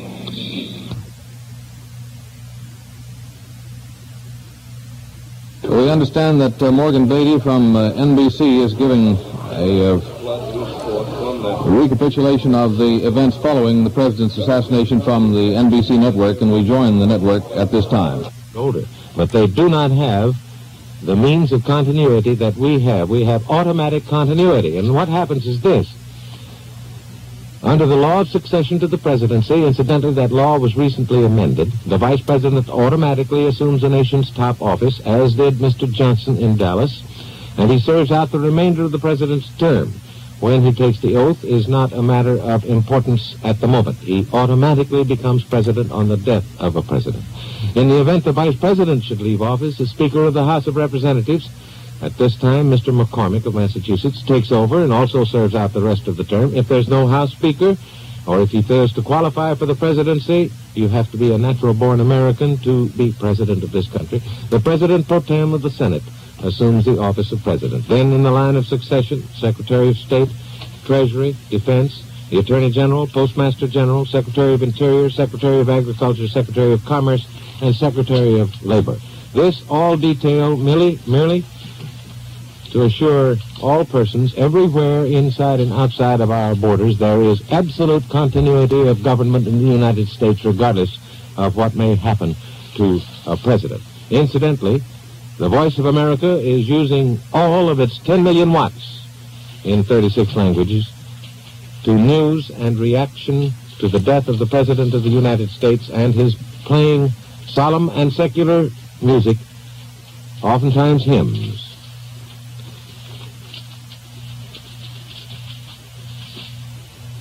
Tom Perriman of Dallas, are you still on? Yeah, because my God, he's shot. And we're still here. There was an Morgan, we didn't hear your question. I just wanted to know if you were still on. Are you interviewing an eyewitness there? We are not at this time. We have some mobile units that are in the process of doing that, we hope. Do you have any further information on the arrest or on any other phase of the departures? Soon after the president was assassinated in Dallas this afternoon, a white man in his mid-20s was arrested in the Riverside section of Fort Worth in the shooting of a Dallas policeman. The man, who has black curly hair and wore a red shirt, denied that he was connected with the assassination of the chief executive. But his hands were handcuffed and he was taken to the Fort Worth City Jail. As you know, one man in Dallas was arrested at a theater after allegedly shooting a policeman, and was arrested in connection with the assassination of the president. There was thought to be a connection between the shooting of the policeman and the shooting of the president. Now that's the latest we have on it, Morgan. Another arrest, however, it's not known if there is a connection with the assassination.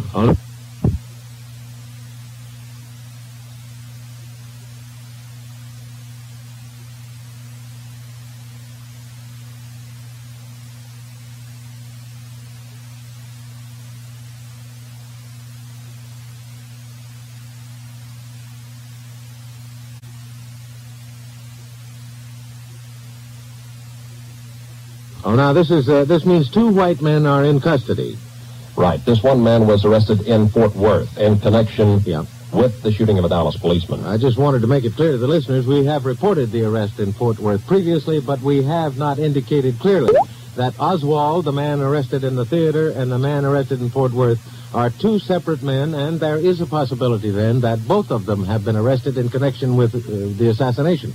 That's right. Now, since the police found signs of fried chicken and 3 empty shells on that 5th floor, and they found a foreign-made rifle, a Mauser 7.65, and they have noted indications that the man on the 5th floor had been in that building. It was empty except for workmen, as I understand it. Then we have here the developing situation that there must have been a long-planned operation here that was intended to strike the president at exactly this point. In other words, this was no sudden, shall we say, assassination without premeditation. That's right, Morgan. What it appears here, the motorcade, which had just passed through the downtown crowd, standing 10 and 12 feet deep along each curb, broke apart in pandemonium as Secret Service agents rushed Kennedy and Connally to the hospital where he was shot. Now, Kennedy was shot at a spot where there were very few spectators, after driving almost within handshaking distance of many thousands of people. This area, ironically, there were very few people, but evidently a good eye shot from a building where the sniper was. Good. All right, Tom, then, is there any more information about Governor Connally? The last we heard, of course, is that he's still in serious condition. They are operating on him. He's shot between the shoulder blades or just under the shoulder blades in the back, apparently a danger there from blood internally. And also, there's indications that he might have been shot at another place, but not so seriously. Do you have any more information on his condition? Right. We're being told right now they opened up his ribs. Roger Reddy is standing by and has just learned of the condition of the governor, so we'll turn it over to Roger Reddy. Roger? The governor's condition, Tom, is reported serious by hospital spokesman right now. They opened up his chest and discovered 4 broken ribs and a bruised lung. The lung had collapsed, but they re-inflated it. Governor Connolly received transfusions. His condition is reported, as we said, serious. However, the spokesman at the hospital said that his situation is not completely out of the woods, but that he has an excellent chance because of the fact that his pulse is good, his heartbeat is strong. There was no damage to any of the major arteries of the heart area. He was shot by a bullet that entered in his back and came out through his right chest. Well, may I ask, I'm sorry I'm not immediately aware of this. I believe he's a rather strong man, virile and young. What, do you, either one of you know his age, Governor Connolly?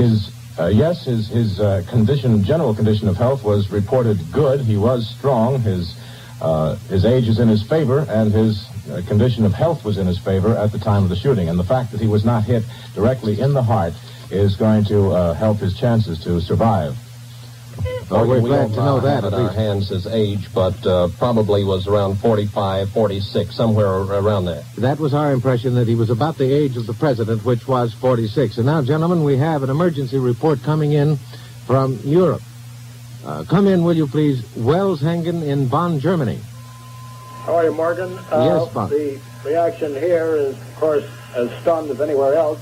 There's also something more. The West Germans have just ordered all their armed forces on what they call alert condition number 1. That is the highest alert short of all-out war. The reason is that they fear an aggressive Russian move in the wake of the president's assassination. Well, certainly they are closer to the danger of war in Europe than any other nation, and always have been. And this is an understandable alert, but they do not expect any sudden decision on the part of the Russians, do they? Well, they seem to be very fearful, Morgan. There has been no unusual activity on the border or on the Berlin Wall since the news of the president's death came in. But the West Germans are in a very awkward position. Their defense minister is now on the high seas en route to the United States, where he was due to call on the president and other American officials. And the new chancellor, Ludwig Erhard, is, as you know, on his way back from Paris. He's due just about this time at the Bonn railway station after a 2-day visit with General de Gaulle in Paris. And, of course, the West Germans are very nervous with all their leadership out of town, out of the country, and so they have ordered this alert, even though, as you say, there's no immediate cause in the sense of intelligence information to justify it. Yes, but as we have noted before, the Russians themselves have shown a great deal of ignorance of the continuity of government of the United States, despite the fact that they know the physical aspects of it. Therefore, it is not an unwise thing to stress and emphasize that the free world and its allies are not in any way discommoded, even though we are in the midst of personal and national tragedy. Anything further to report, Wells? Well, the former Chancellor, Konrad Adenauer, who has, also retired only last month from his office and who has had certain differences with Mr. Kennedy, came up with a very warm tribute tonight. He said that the president's work will live in history, and he said Mr. Kennedy has given his life for freedom and peace. The socialist leader, the SPD, Socialist Party leader here in Bonn, has said that the event is one of the most shocking in the last decade. He is Herbert Wehner, a former communist, but now bitterly anti-communist. He leads the opposition here in Bonn. Generally, the feeling here is, I think, perhaps stronger than anywhere else in Europe because, of course, the president's visit in June made a tremendous impact in Germany, especially in Berlin, where he made his famous I Am a Berliner speech in front of the West Berlin City Hall. The people were weeping openly tonight in West Berlin and also here in West Germany. Defense Ministry employees, by the way, have been summoned from their homes, and they are now filing into the Defense Ministry, which is in an old Nazi Wehrmacht barracks on the edge of Bonn, to take up night-long vigils as part of the alert condition or mobilization condition number 1 that has been ordered by the West German government. Anything further, or are you through for the moment? That's about it right now. The German television has canceled all its programs. They're playing simply solemn music. And in the meantime, the 400,000-man German army, which, by the way, is the largest in Europe, except for our own, is moving into mobilization positions all along the 800-mile border that separates East and West Germany. And our own troops in West Berlin and West Germany are also on an alert, although we understand it's not of the highest grade. In other words, it's not the all-out alert that has been sounded for the West German forces themselves.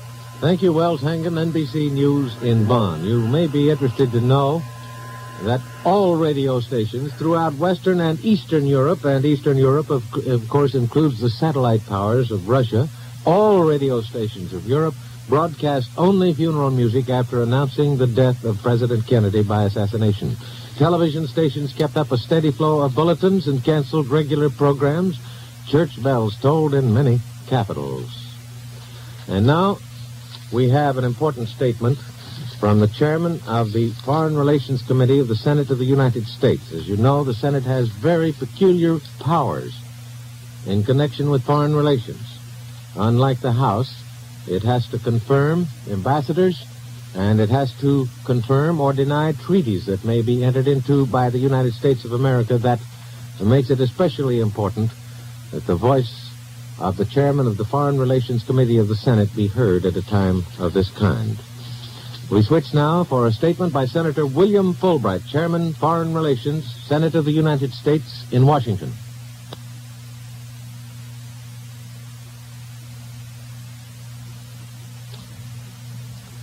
I'm sorry, the statement didn't come up. Senator Fulbright has, like many another senator in Washington, as Ray Shearer told us, has issued a statement, and we will carry it as soon as we can get it. But as you can all understand, that our confusion of circuits at this time is pretty difficult. We're forging our way through most of them, and we're all on duty, and will be on duty for as long as necessary to report the tragic event, the assassination of the President of the United States.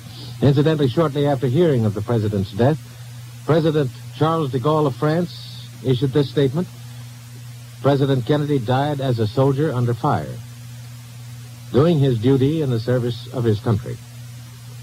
In the name of the French people, a friend always to the American people, I salute this great example and this great memory. That is an particularly important statement coming from Charles de Gaulle because of coolness of relations between the United States and France in the past year. As you will notice, the President of France went out of his way to point out the friendship of the people of France to the people of the United States. After all, they did participate in our original revolution in a very significant way with General Lafayette, probably the outstanding military genius of that war, unless we exclude the father of our own country, George Washington. And Governor Nelson Rockefeller, an outstanding candidate for President of the United States, Republican, issued a statement. He said, "This is a shocking and terrible tragedy for the nation and the world. Mrs. Rockefeller and I join with all New Yorkers and every American in extending heartfelt sympathy to Mrs. Kennedy and the President's family. May God grant strength and guidance to Lyndon Johnson as he assumes his grave responsibility under these tragic circumstances. The prayers of all of us will be with him. As we have reported to you, President Johnson and Mrs. Jacqueline Kennedy are even now flying to Washington, where they're expected to arrive at 5:25 p.m. Eastern Standard Time. And behind them, apparently behind them, because we haven't been given complete information on it, is another presidential plane bearing the body of the chief executive, who died in a hospital in Dallas, Texas, Parkland Hospital, 30 minutes after he was shot at 1 p.m. Central Standard Time today. The body is already on the way to Washington and is expected to arrive there at 6:05 p.m., and it will be taken immediately or very shortly thereafter arrival, where it will lie in state in the rotunda of the Capitol of the United States.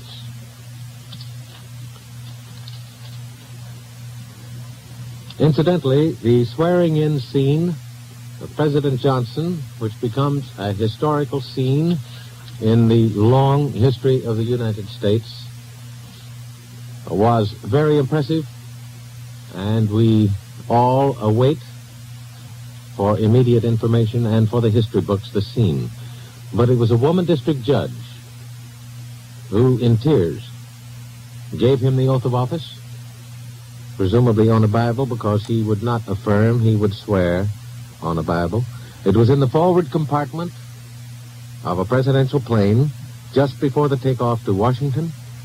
Mrs. Johnson was president, and I believe Mrs. Jacqueline Kennedy, although we have not had the word. As we've told you before, the chairman of the Foreign Relations Committee of the Senate is a particularly important man in our governmental institutions because the Senate must confirm ambassadors and confirm treaties signed and has a special duty in connection with our foreign relations, our international affairs. We take you now for a statement by Chairman Senator William Fulbright, Foreign Relations, Senate of the United States, in Washington. The assassination of President Kennedy is a tragedy beyond words for his family, for his country, and for the world. It is an unspeakable crime. I extend my heartfelt sympathy to his family. They have lost a loved one. I have lost a friend. The American people have lost a president who has led the country with wisdom, with honor, and with dedication. In the face of so sudden a tragedy, we should be thankful we have tested institutions of government which will continue to function in an orderly manner. We are also fortunate that President Johnson is a man of long and broad experience in government. Confronted with this tragic emergency, all Americans should unite behind our new president and demonstrate the strength of our democracy to ourselves and to the world. And now, ladies and gentlemen, for another possibly slight lifting of the curtain on the mystery surrounding the assassination of the president, we switch now once again to Dallas, Texas, to WFAA. Tom Perryman, will you come in? Yes, we will, Morgan. Governor Connolly was shot 3 times. A bullet entered his right arm, his left leg, and the back. He's reported in very, very serious condition, but not critical condition. Also, we have 2 of our newsmen at the mic right now. Both were there when the president was shot. I would like for you to hear the comments of Mel Couch and Pierce Allman. Mal, could you tell us what you saw? Yes, I was in the 8th car in the motorcade. There were 5 other newsmen, myself, in this car. We just rounded a corner, and the president's car was heading out of downtown proper. We were at right angles to the president's car, about approximately 50 to 75 feet away. I heard this shot, or what it sounded like at the moment, to be a motorcycle backfiring, and I heard another one, and by the 3rd shot, it sounded, by then, the men in the car realized it was not a motorcycle, but it was someone firing. Our car rounded the corner just as the president's car sped off down underneath an underpass and out onto what is known as Stemmons Expressway. I looked to the left of me as a policeman fell, pulled his pistol. To the right of me, 2 citizens dropped to the ground, and I had a chance to take a quick shot of the window from whence the assassin fired his weapon. That was an eyewitness report from Mal Couch, WF.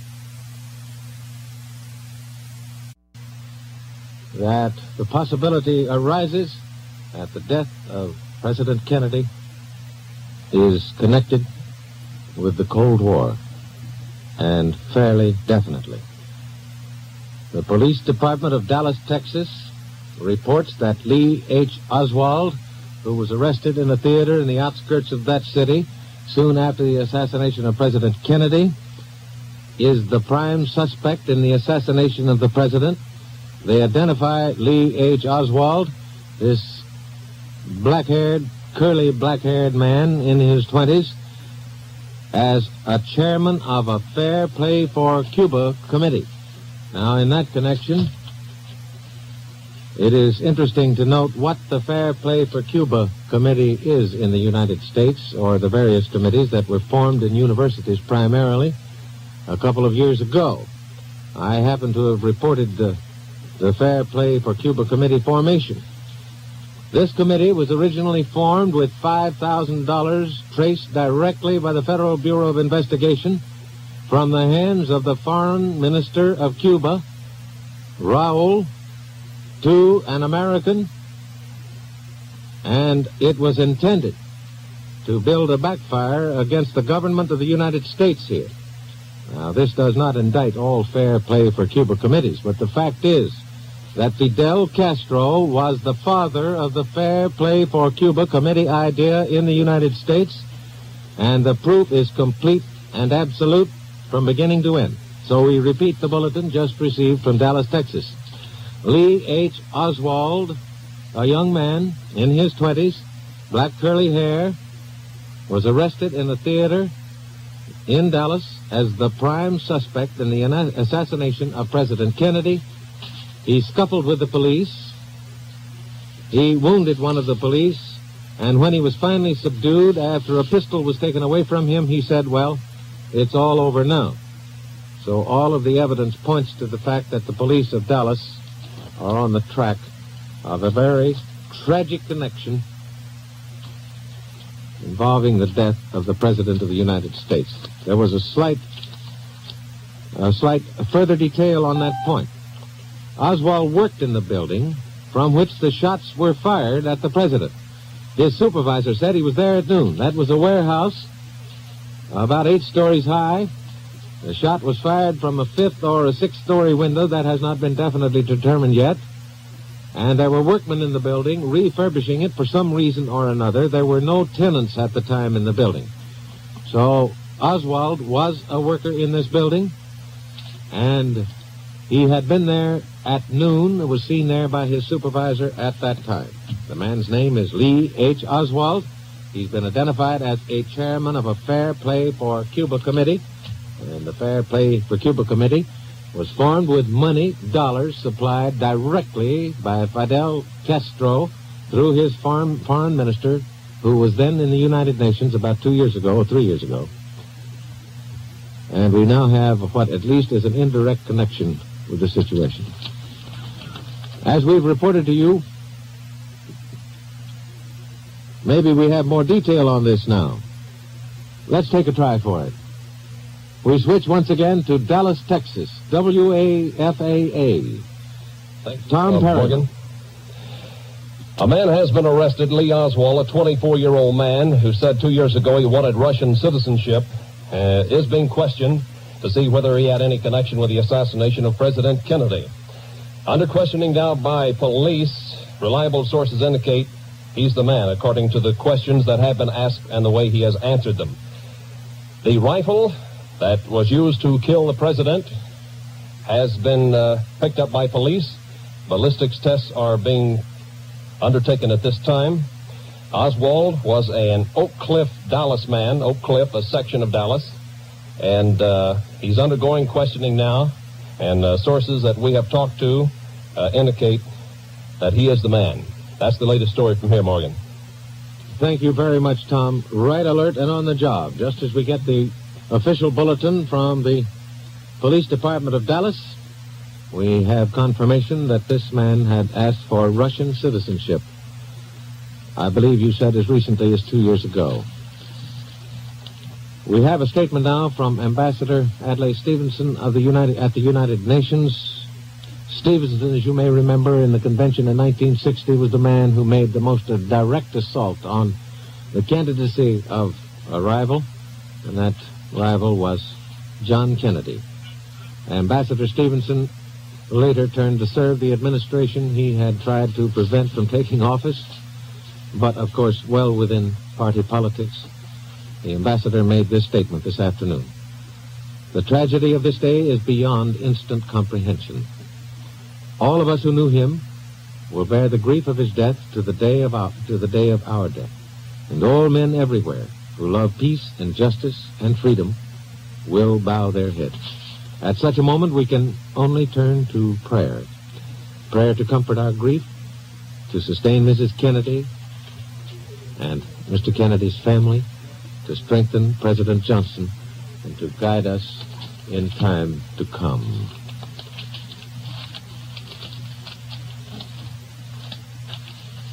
Apparently, we now can clear up a point about the party, the White House party, traveling from Dallas, Texas, where the president died at 1 p.m. Central Time, to Washington, D.C., where the body will be lying in state temporarily in the White House. The word is, apparently, that the entire party, President Johnson, Mrs. Johnson, and Mrs. Jacqueline Kennedy, are on the same Air Force plane. It will arrive in Andrews Field Air Force Base areas about 6:05 p.m., and will be driven, and all of the party will be driven immediately to the White House and is expected to arrive there at 6:30. President Johnson will leave the White House jet and take a helicopter to the White House. President Kennedy's body will be taken to the Bethesda Naval Hospital, method of transport not now known. Mrs. Jacqueline Kennedy is believed to be aboard the plane as well. Reports from Dallas indicate that she is. The Kennedy children have not, and we repeat this, the Kennedy children have not been notified of their father's death. They're in the White House with Miss Maud Shaw. Miss Maud Shaw is their nurse. Sergeant Shriver, the late president's brother-in-law, is with them. And from other reports we have had from the White House, it does appear that the sad duty of notifying Caroline, who observes her 6th birthday next Wednesday, and her brother John, who observes his 3rd birthday on Monday, the sad duty of notifying them of the death of their father is being left to Mrs. Jacqueline Kennedy, who will arrive in the White House in about an hour and a half from now. And now we have more detail on the arrest of the prime suspect in the assassination of President John Kennedy. We return to a conversation with Tom Perriman, station WFAA in Dallas, Texas. Will you come in, Tom? Morgan, federal officers have been going over the man very closely for a considerable period of time now. The witnesses to the president's assassination are in the next room at police headquarters, but they have not yet looked at the man. As we told you, the rifle used for the president's assassination has been recovered and is undergoing fingerprint analysis at this time. Now, the report to us is now that Oswald was picked up in New Orleans not long ago and fined $10 for distributing communist literature. That's the latest story on Oswald. He has not been charged yet, but is undergoing rigid interrogation at Dallas Police Headquarters.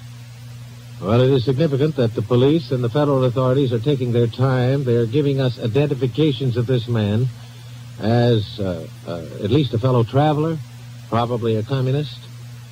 He is identified by the police as a chairman of a Fair Play for Cuba committee, a group formed directly by money furnished by Fidel Castro through his foreign ministry, and now we learn additional detail of a communist-type background. Some time ago, we reported that Pope Paul was indicting a statement concerning the death of President Kennedy. It is significant that the Pope is personally writing this statement. He's taken a great deal of time before finishing it. He wishes to say something, apparently, directly to the American people. We take you again to Irving R. Levine in Rome. Pope Paul VI has just sent this message to the American people. We are profoundly stricken by the tragic and sad news of the assassination of the President of the United States of America, John Fitzgerald Kennedy, and of the grave wounding of Governor Conley. We are profoundly saddened by such a shocking crime, by the mourning which strikes through its leader, a great and civilized country, by the sorrow which afflicts Mrs. Kennedy, her children, and all her relatives. Pope Paul's message continued. We deplore with all our heart this event. We express the hope that the death of this great statesman will not bring damage to the American people, but will reinforce their moral and civil sense and strengthen their sentiments of nobility and of peace. and we pray to God that the sacrifice of John Kennedy will aid the cause promoted by him for the defense of the liberty of peoples and of peace in the world. The Pope's message goes on. He was the first Catholic president of the United States. We remember to have had the honor of his visit and to have found in him great wisdom and high ideals for the welfare of humanity. Tomorrow we will offer a holy mass for the peace of his soul, for the comfort of those who mourn his death, and so that not hatred but love will reign among the human race. That's the message to the American people from Pope Paul VI. A most impressive message, and a footnote, that Pope Paul composed his own personal statement concerning the death of President Kennedy. This is WFAA, Clear Channel, 820 Dallas. We have an extended report on a former president's statement about the death of the chief executive of our nation. We read you before, briefly, the first statement issued by former President Dwight Eisenhower, who stressed in his original statement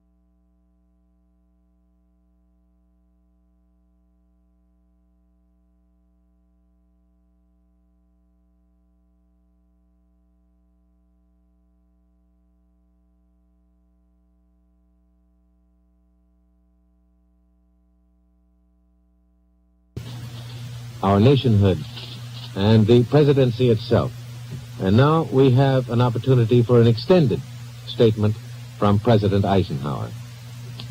I share the sense of shock and dismay that the entire nation must feel at the despicable act that took the life of the nation's president.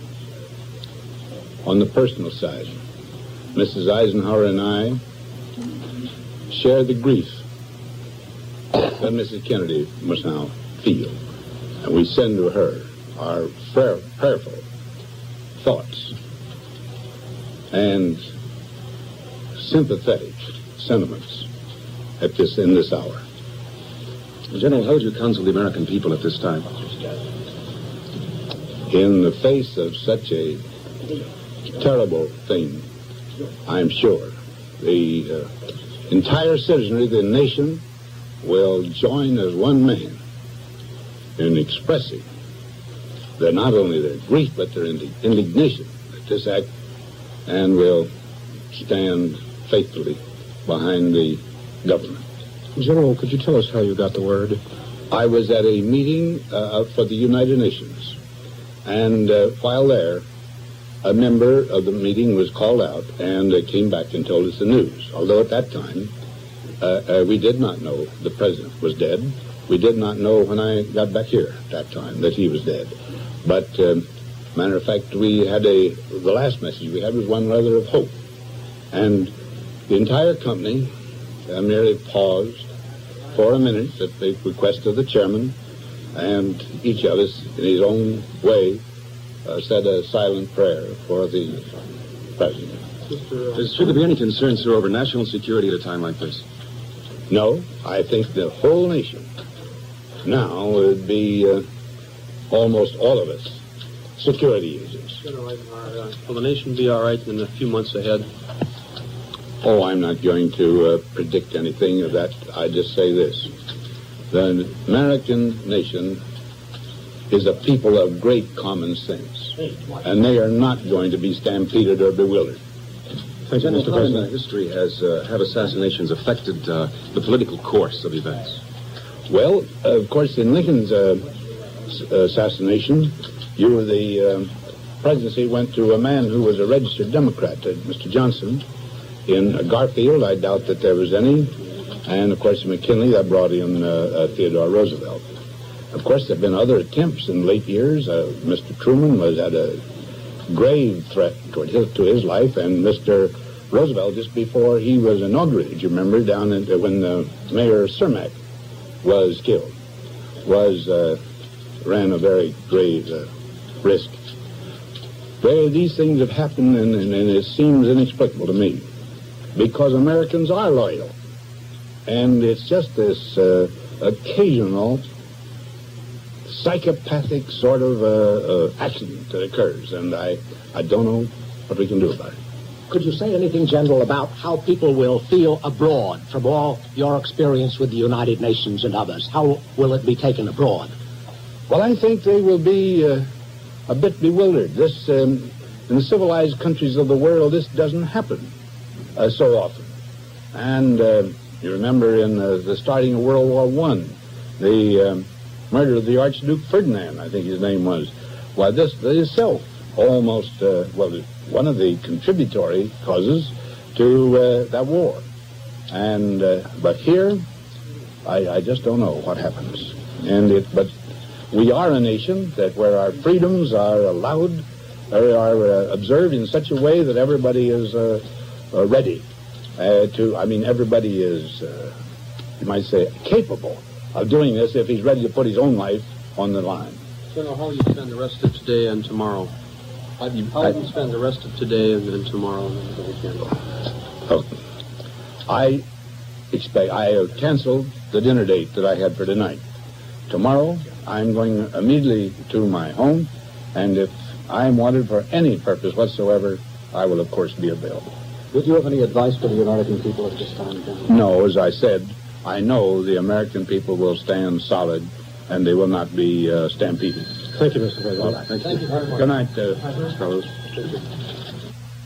And now, ladies and gentlemen, we have further reports on the cabinet officers, the 6 officers of the government who were away when President Kennedy was assassinated. Bill Roddy, NBC News San Francisco, reports that Secretary of State Dean Rusk and a party of 5 other cabinet officers have left Honolulu for the nonstop flight to Washington. As you may remember, they were on their way to Tokyo from Honolulu when they got the word aboard their plane, and they ordered it to return to Honolulu. They have now refueled, and they're on their way nonstop all the way to Washington, apparently with no stop on the way, such as San Francisco. Their military jet is expected to land at Andrews Air Force Base at 12:29 a.m. on Saturday morning. An Air Force official in Honolulu told Roddy by telephone a few minutes ago that the sequence of events that brought the cabinet officers back to Hawaii was about like this. They left for Tokyo as scheduled at 7:03 Honolulu time. This morning at 8:37 they received word that the president had been wounded in a bulletin from a press association. They had no further confirmation. They continued their journey. At 9 a.m. it was decided to return to Honolulu. At 9:33 they received word that the president had died, and Secretary of State Rusk got the plane public address system going to announce the sad news to the other cabinet officials. Mr. Rusk, along with Secretary Dillon of the Treasury, Douglas Dillon, and Udall, and Freeman, and Hodges, and Wirtz, issued the following statement. We are deeply shocked by this grievous tragedy which has removed a great and beloved leader of our country and of the world quest for peace. Our hearts are with Mrs. Kennedy and her family at this time of sorrow, and we renew our dedication. Our prayers go with President Johnson as he assumes the high responsibility of the presidency. And now for the rest of the story of reaction in Vatican City. We return to Irving R. Levine in Rome. A book of condolences has been opened at the American Embassy here in Rome. Although it is now almost 11:30 at night, about 150 people are lined up at the embassy to sign and thereby to indicate their sympathy with the Kennedy family and the American government. The Church of Santa Susana, the American Catholic Church in Rome, has announced that tomorrow afternoon, Francis Cardinal Spellman of New York will celebrate Requiem Mass in honor of the President. Flags will fly at half-mast here in Italy for 3 days. This has just been ordered by Italian President Antonio Segni. And at 5 minutes past midnight, Rome time, in about 3/4 of an hour from now, the Italians will have an opportunity to see something of this American tragedy via a satellite feed of film from the United States. This is Irving R. Levine, NBC News, Rome. The connection of the president's assassination, at least its potential connection with the Cold War, is being stressed in various parts of the world. As we have heard from Bonn, Germany, the number one alert is up for the military services of that country. That's next to the alert for war, because they're in close contact with the Eastern Satellite nations, and they do not expect any trouble, but this kind of alert is normal in this kind of situation. And now we have word from Laredo, Texas. A bulletin. The Mexican government officially announces through its Laredo offices that it has sealed the Texas-Mexican border for 72 hours against the passage of any person who may wish to pass. That might be an indication that it is generally suspected that the plot extends beyond the young man Oswald, who was arrested in Dallas and who has now been connected with the Fair Play for Cuba Committee in the United States, and who is reported to have asked or have boasted that he would like to be a citizen of Russia. This young man is being intensively questioned in the Dallas Police headquarters at this time. The witnesses to the assassination who could possibly identify him have not seen him yet. His fingerprint record is being checked out. The police, all federal authorities, the Federal Bureau of Investigation, the Secret Service, are all moving extremely carefully to be sure that they're making no mistake in their haste to solve the assassination of President Kennedy in Dallas, Texas at 1 p.m. Central Standard Time today. And now we would like to give you more detail on the Kennedy children. As we've told you before, Caroline and John, Caroline 6, John 3, were at the White House when their father was killed. Sergeant Shriver, brother-in-law of the president, husband of Eunice Shriver, the president's sister, and Eunice went to the White House immediately. They saw that the children were in the good care of Maud Shaw, an old family friend, and then they immediately went to Hyannisport or Boston to be with Joseph Kennedy, the president's father, and Mrs. Kennedy. But Mr. Shriver apparently is in charge of funeral arrangements because the military is clearing through him the details. Meanwhile, the two children are at the White House. Mr. Shriver did not tell the children that their father was dead, even though he knew it when he visited them at the White House. Apparently no one else has told the children of the death of their father. One reason is that great birthday plans had been underway for the 6th birthday next Wednesday for Carolyn, and the 3rd birthday on Monday for John.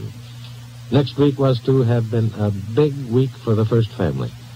There had been lots of fun and party plans underway for the two children to celebrate John's birthday actually on Monday, November the 25th, but they were going to celebrate on Tuesday because his playmates could be at the White House at that time. Party plans were also ready for Caroline on Wednesday. Caroline was to be the star at a big family birthday gathering with all her cousins at Cape Cod in Massachusetts. All of the Kennedys were to have been together for their traditional Thanksgiving gathering at Hyannisport on Thursday. And now, for the sad prospect of arrival of the party from Dallas to Washington, that's the presidential party, including President Lyndon Johnson, Mrs. Johnson, and Mrs. Jacqueline Kennedy, and the body of President Kennedy. They had left Dallas early in the afternoon. They're expected in Washington at 5:30. Now we take you for more detail on the arrival to Robert Goralski, NBC News at the White House. President Kennedy's body will lie in repose in the East Room of the White House tomorrow for 8 hours. The term lie in repose indicates a private funeral arrangement. He will later lie in state in the Capitol building. The new president, Lyndon Johnson, who arrives in Washington in something like 45 minutes from now, will proceed immediately from Andrews Air Force Base in nearby Maryland to the White House, where he'll go into a meeting with Secretary of Defense Robert McNamara and McGeorge Bundy, who is President Kennedy's advisor on national security matters. At 8 o'clock this evening, President Johnson will meet with the bipartisan leadership of the Congress. While President Kennedy's body lies in repose in the East Room of the White House tomorrow, his family will view him first beginning at 10 o'clock in the morning. They will be followed by President Johnson, by the Speaker of the House of Representatives, John McCormick, former Presidents Truman and Eisenhower, and members of the executive branch of the government who hold presidential appointments.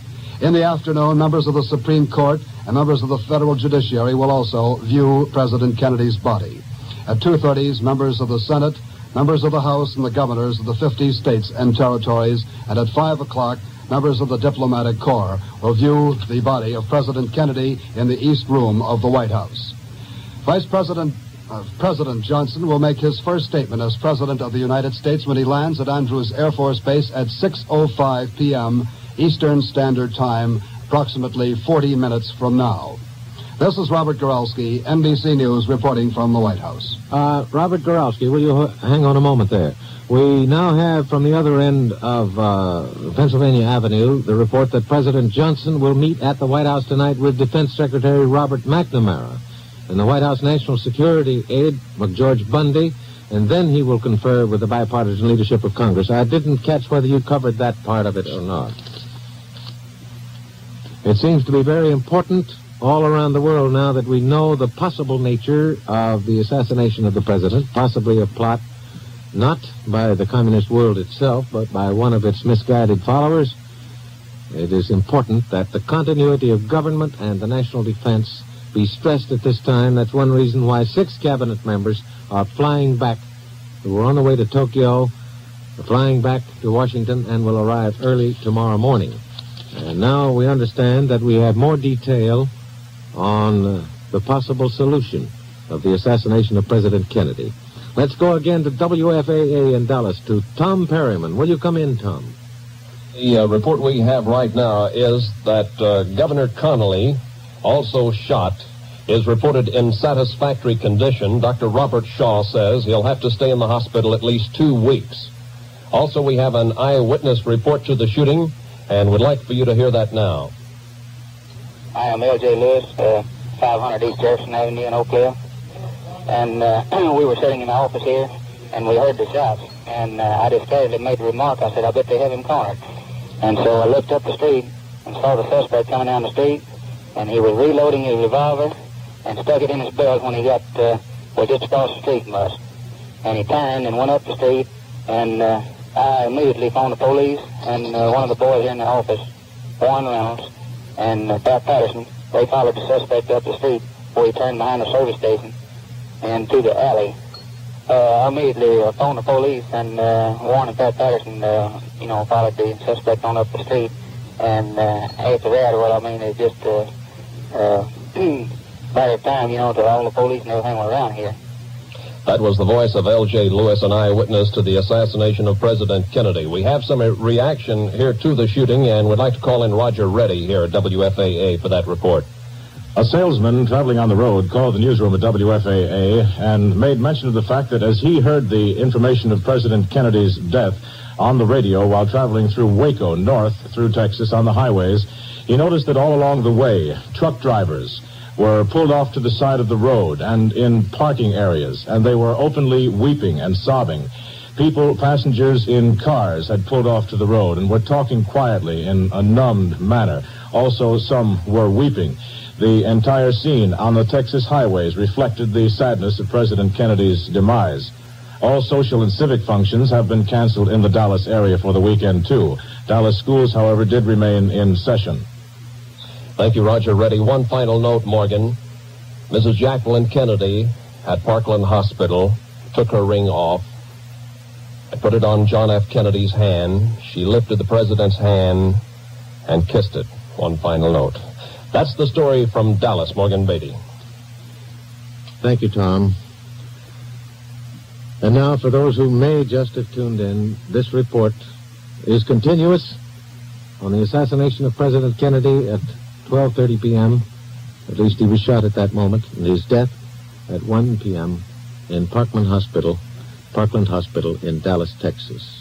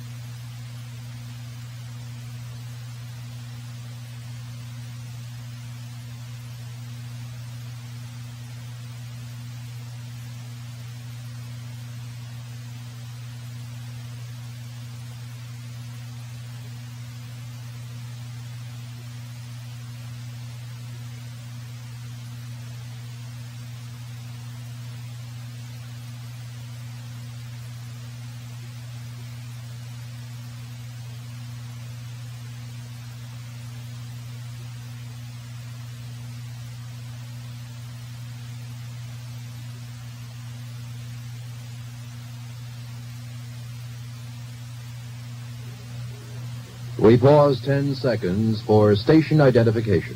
This is Clear Channel 820 Radio, the sound of the Southwest, WFAA Dallas.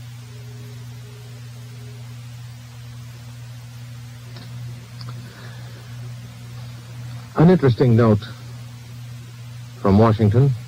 Senate Minority Leader Everett M. Dirksen, the Illinois Republican, said this afternoon that Senate leaders had met and decided not to go to Andrews Air Force Base to meet the presidential party. It's due to arrive, as you've heard, at 6:05 p.m., and the president's body will be taken immediately to arrive at the White House at 6:30. Senator Dirksen said this: "We felt this would be an intrusion at the time when grief and shock is so intense. Normally, when the president returns to Andrews Air Force Base, an honor guard of 16 men is there to meet him. Tonight, the number was doubled to 32, plus 6 to stand by to act as pallbearers as needed. All of the 38 are from Air Force Honor Guard.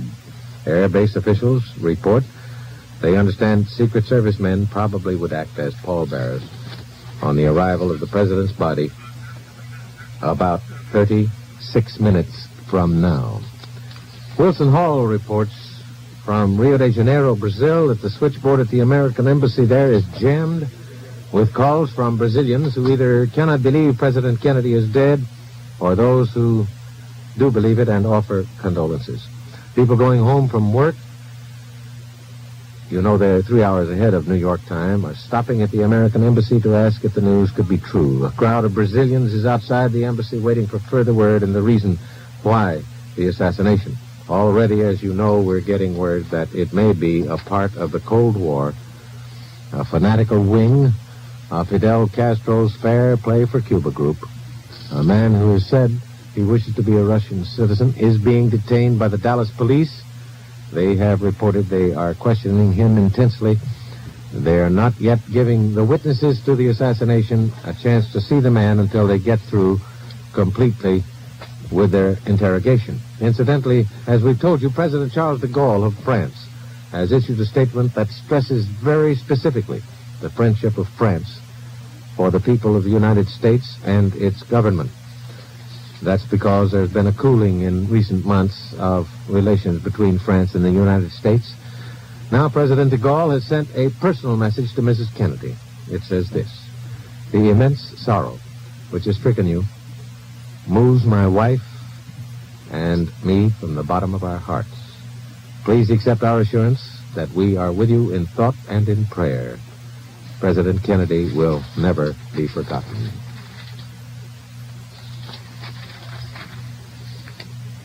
Senator Dirksen, as we've noted, has acted as a spokesman for the Senate leadership at this moment. We can now take you to Washington for a statement from the senator in his own voice. Senator Dirksen in Washington. Well, it's so incredible that in a free country where people can so freely utter their opinions about anybody in public life and in the parlance of the day get it off their chest, that anyone could have such a congealed hate in his heart, or that he could have such a convulsive mind as to commit this kind of a heinous crime. When it happens in a country that's oppressed and under the iron heel of a dictator, where people are impoverished and all their liberties are destroyed, one can readily understand, I think, that sometime the restraints will burst and an untoward event will take place. But is there any conceivable excuse in the hardest of hearts for this kind of an act? And its impact will be enormous, not only on the country, but on the whole wide world. A statement by Senator Dirksen of Illinois, the minority leader of the Senate, who has also announced that Senate leaders will not intrude at Andrews Air Force Base near Washington when the body arrives about 6:05 p.m. The party is on the way now. You may recall we reported that President Lyndon Johnson took the oath of office aboard a presidential plane just before the takeoff for Washington. Federal Judge Sarah T. Hughes of Dallas administered the brief oath of office to the Vice President. He looked very grim, and he turned, as soon as the oath had been administered, he embraced Mrs. Johnson, who's known in Washington as Lady Bird, and he embraced Mrs. Kennedy. Between 25 and 30 persons witnessed the swearing in the front compartment of a presidential plane. I believe it's Air Force Number 1 is the name of the plane where the swearing-in took place. The witnesses included Mrs. Evelyn Lincoln, Kennedy's personal secretary. After the president embraced his wife and Mrs. Kennedy, he turned to an Air Force officer nearby and said, "Okay, let's get this plane back to Washington." WFAA newsman Bob Thornton at Parkland Hospital talked to Dr. Robert Shaw, who released this statement of condition on Texas Governor John Connally. The press room here at Parkland Hospital. Dr. Robert Shaw, who is a member of the Parkland Hospital staff, is one of the physicians. We have yet to learn the other doctor's name. Both of them have been in the emergency ward here at Parkland Hospital, attending Governor John Connally. Apparently he is out of surgery now, and most likely is in one of the recovery rooms here in Parkland Hospital. Dr. Shaw is about to speak.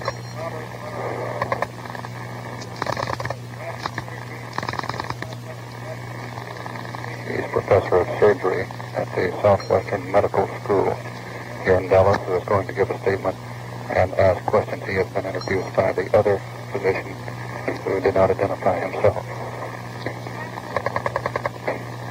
He's professor of thoracic surgery at the Southwest Medical School. Dr. Shaw appears to be about 50 years old. There are TV cameras from most of the stations here in Dallas. Dr. Shaw is introducing himself. He said, because of this position as professor of the medical school, I accepted the responsibility of caring for Dr. Connally.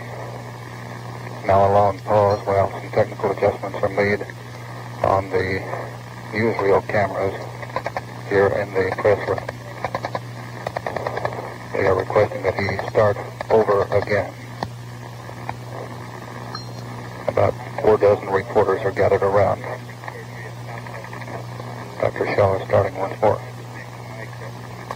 Because of his position, he said he accepted the responsibility of caring for Governor Connally following his injury. I want to say at the outset, the condition of the governor is quite satisfactory in view of the injury he has sustained. He seemed to have been struck by just one bullet, which entered the right posterior chest, close to the shoulder blade, and coursed downward along the chest wall, taking out and fragmenting a portion of the fifth rib on the right. The bullet then emerged from the chest. Evidently struck his right wrist, fracturing the lower part of the right radius, and entered the left side where it was spent. The thigh wound is trivial. The fracture of the radius should heal without difficulty or without further disability. Our major problem was the sucking wound of the right chest wall, because in making the wound of the chest, fragments of the fifth rib became what we referred to as secondary missiles, and these caused a considerable amount of tissue damage. And the point where the missile emerged from the chest, when the wound had been enlarged in order to remove damaged tissue, The lung was inspected. It was found there was a tear, which had to be repaired. There was also a small hole due to a small rib fragment. This was of no consequence.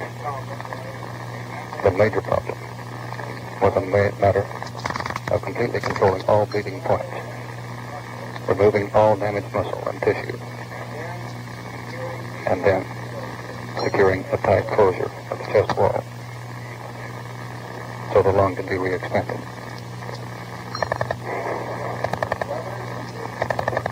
The governor's condition was good. He was perfectly lucid before anesthesia was started. And from what we know about his injury, we have no reason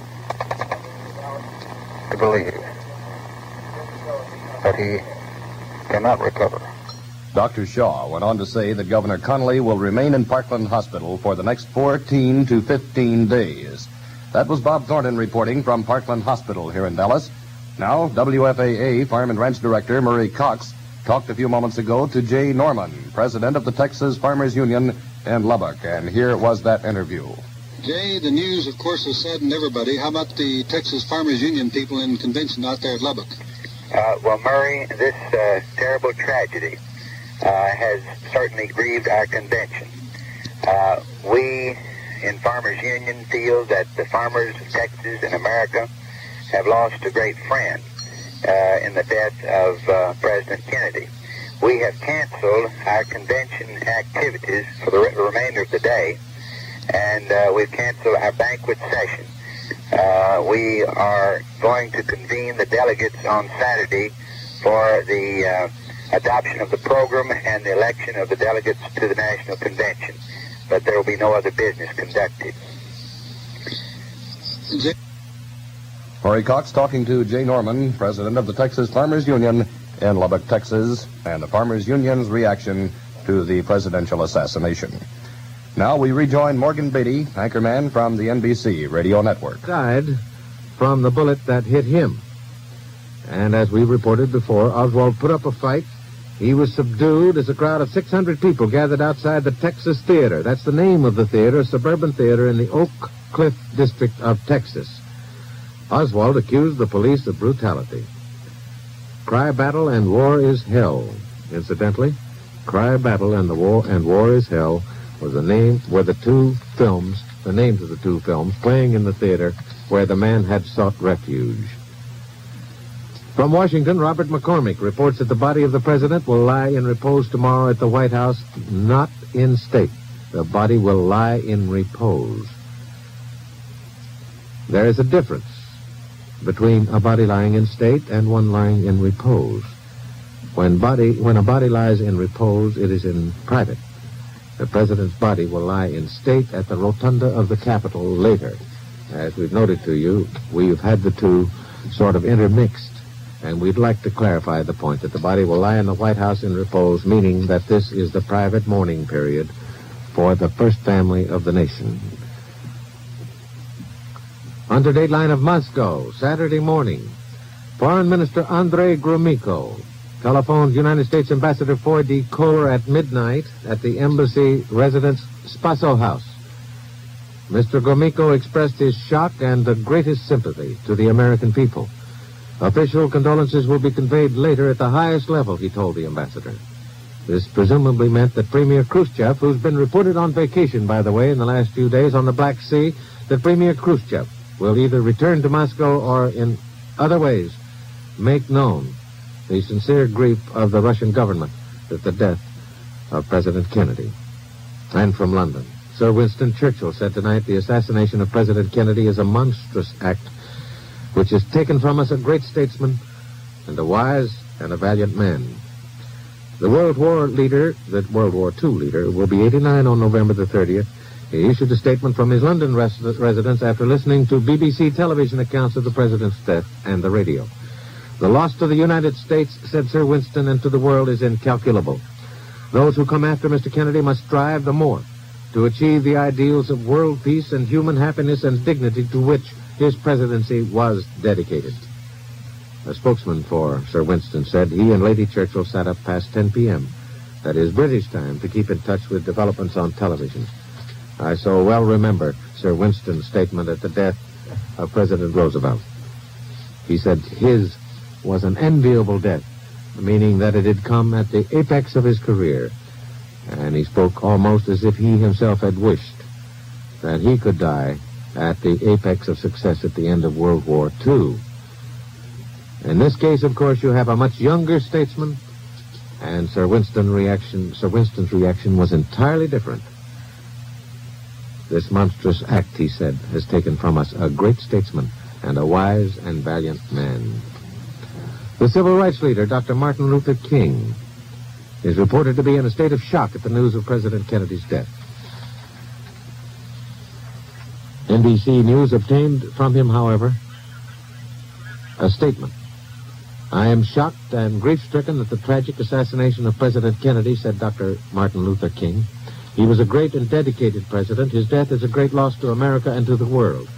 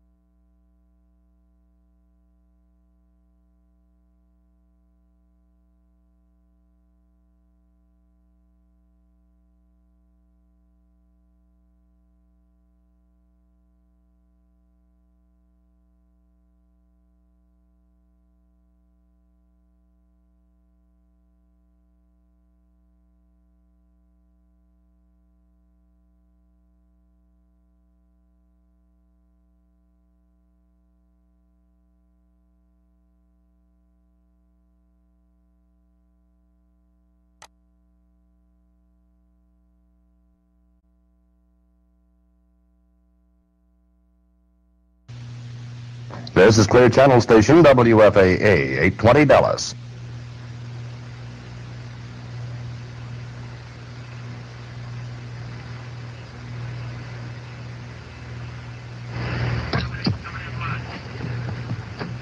Ladies and gentlemen, we have word from London that very shortly we'll have a statement from the new Prime Minister of Britain, a man we customarily call Lord Hume, and I'm sorry if I call him that now. He has renounced his title. We have a statement from Rabbi Israel Moskowitz, the president of the New York Board of Rabbis. He says all Americans, regardless of race or creed or political affiliation, are joined in profound grief and sorrow at the tragic death of our great and beloved President John F. Kennedy. The assassin's bullet will all the more firmly enshrine him in the hearts and history of a grateful country, which is the beneficiary of his many inspired acts of statesmanship and devotion to our country and to the cause of world peace. The New York Board of Rabbis, says Rabbi Moskowitz, calls on all synagogues in our community to hold services of tribute to his blessed life and memory. May this tragic hour for America and the world cause all of us to rededicate ourselves anew with greater vigor to the democratic ideals of our blessed land, to which President Kennedy gave such magnificent leadership. It is significant that the tone of that message follows exactly the tone of the message left with us by former President Dwight Eisenhower, who spoke of our national loss, who spoke of the importance of the presidency and our gathering together, our coming together behind a tragic event of this kind. Incidentally, Vice President Lyndon Johnson, who steps from an airplane at Andrews Air Force Base in a very few minutes, is a man of tremendous energy. He's 6'3", 200 pounds. He was born on August the 27th, 1908, near Johnson City, Texas. His grandfather had said of him at that time, he'll be a United States Senator someday. His grandfather could never have known, of course, that he would miss the mark, but his first estimate was fair. The new chief executive first entered political life in December 1931, secretary to Representative Richard M. Clayburgh of Texas. 6 years later, Mr. Johnson himself was elected to the 75th Congress, the victor over 10 opponents in a special election. The former President Franklin Roosevelt personally encouraged Johnson to run for the Senate because at the time that happened, in 1941, the incumbent in office, Morris Shepherd, had died. Johnson lost by a slim margin but retained his seat in the House. On December the 8th, 1941, the day after the Japanese attack on Pearl Harbor, the lanky Texas congressman, a lieutenant commander in the Naval Reserve, became the first member of Congress to enter active military service. He was awarded a Silver Star for gallantry on bombing missions in the South Pacific before leaving the service in 8 months after a presidential order exempting national legislators from military duty. That order, incidentally, almost ordered legislators to remain at their desks in Washington. In 1948, it was that the prophecy of Johnson's grandfather came true. He was elected to the Senate by an 87 margin vote, only by that margin. And incidentally, probably the most profound political impression that Johnson has after many years in office is that politics is the science of the possible. He has changed the old adage that politics is the art of the possible. He has sometimes been called a compromiser, but he is a very diligent compromiser to have his own way. And now across the Atlantic again, ladies and gentlemen, to the Prime Minister of Great Britain, Sir Alec Douglas Hume in London. A man who believed that all men were equal in the sight of God and acted on that belief. And then a man who, as a husband and a father, was tolerant and human, and as a politician, was a statesman who grasped all the opportunities that he had and looked forward with an imagination rare in a man of his years. In 3 short years of his presidency, he left an indelible mark on his country and on the world. And for us in Britain, his loss is a deep and a sad one.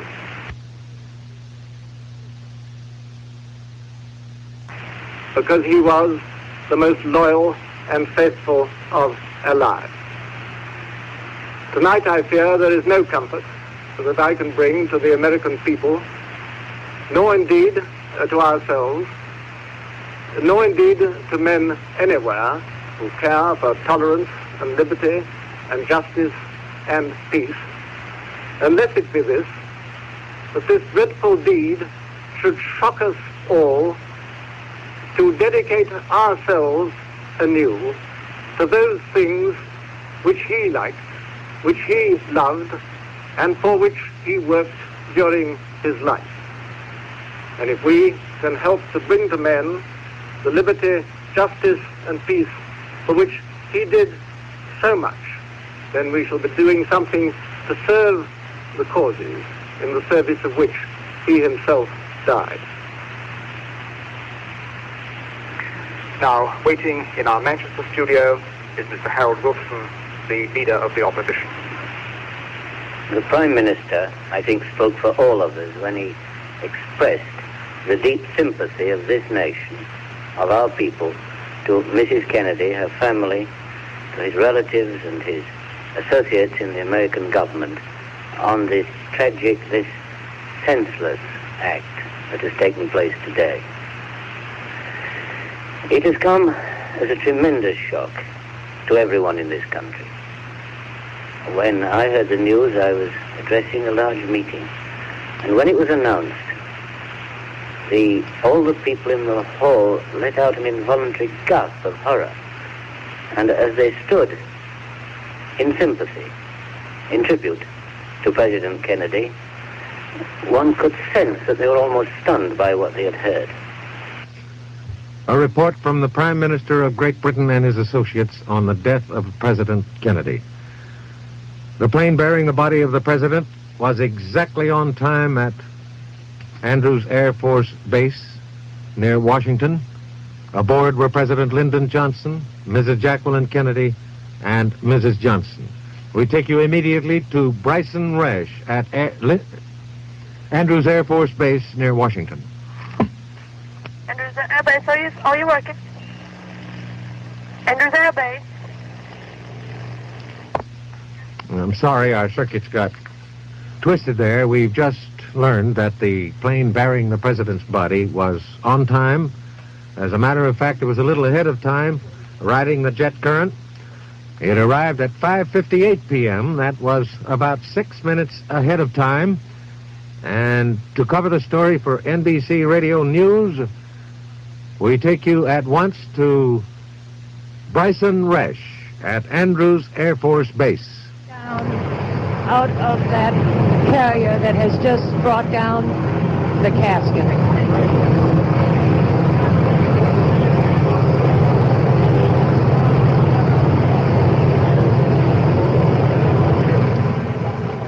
I'm sorry, we're at Andrews Air Force Base, where those who've arrived are greeting those who are there to greet them.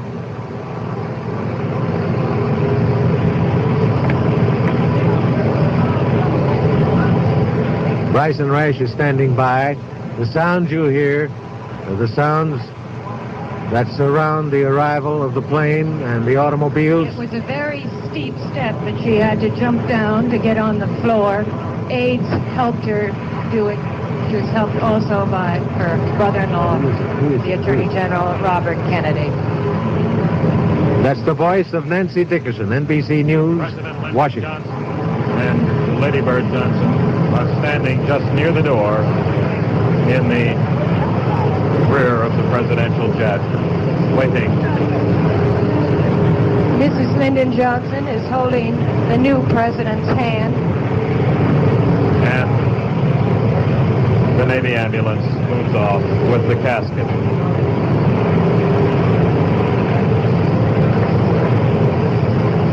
The ambulance is going to the other side of this airport. It is supposed to deliver the casket to the helicopters that are standing by.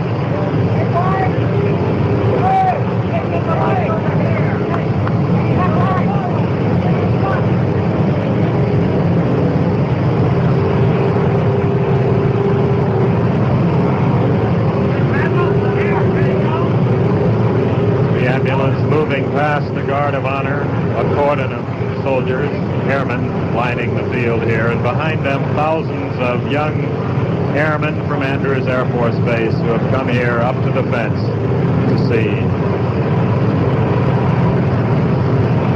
The Secret Service man comes down the steps of the airplane. Now, new President Lyndon Baines Johnson with his wife, Lady Bird. They're coming down the steps. They are followed by Johnson aides, including Mrs. Carpenter, Mr. Bill Moyers, former Congressman Homer Thornberry,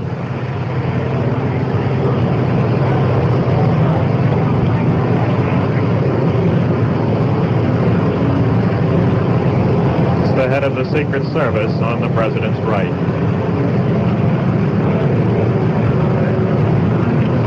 Secretary McNamara and other officials greeting the new president. As he moves...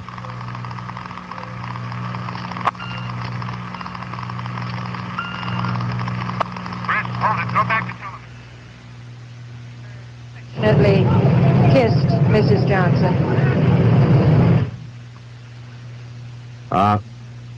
President Johnson's statement, which he will be giving to the public in a very short time, has been handed to reporters, the one he wrote aboard the airplane on his way back to Washington. President Johnson, in the statement, first public statement as Chief Executive of the United States, today promised the nation to do his best in new and grave responsibility. He asked divine guidance in the task. Baines Johnson, who has been the Chief Executive of the United States for a few hours only after the assassination of President John F. Kennedy, has now advanced to a bank of microphones set up beside the plane, where he has just arrived from Dallas, Texas. He is standing there and will make his first statement as the new President of the United States. Beside him is Mrs. Johnson. They are standing soberly, quietly. He looks about him. The body of the slain president has departed Andrews Air Force Base just outside Washington. Mrs. Kennedy rode with the body of her husband to the White House. Vice President Johnson.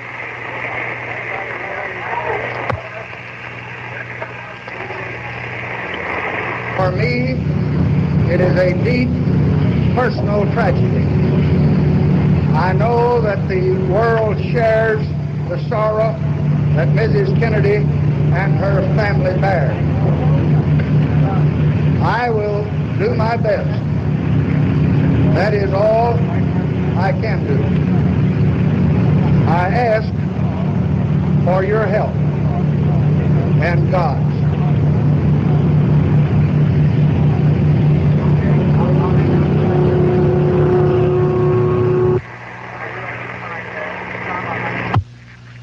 President of the United States, Lyndon Baines Johnson, and Mrs. Johnson, started to walk to the helicopter, and then the head of the Secret Service, Mr. James Rowley, brought him back to shake hands with the great number of dignitaries who have come here to pay their respect to the slain president and to greet the new President of the United States.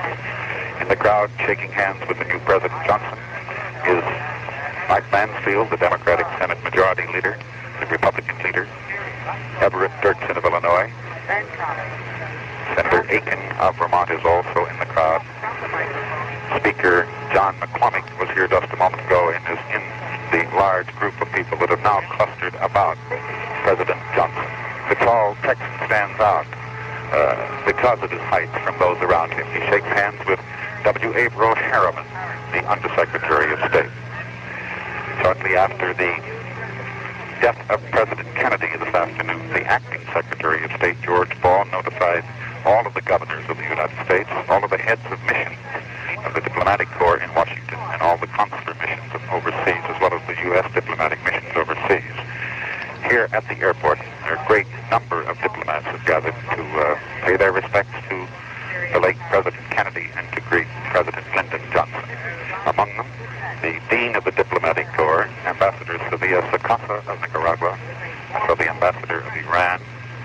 I have not yet seen the Ambassador of the Soviet Union.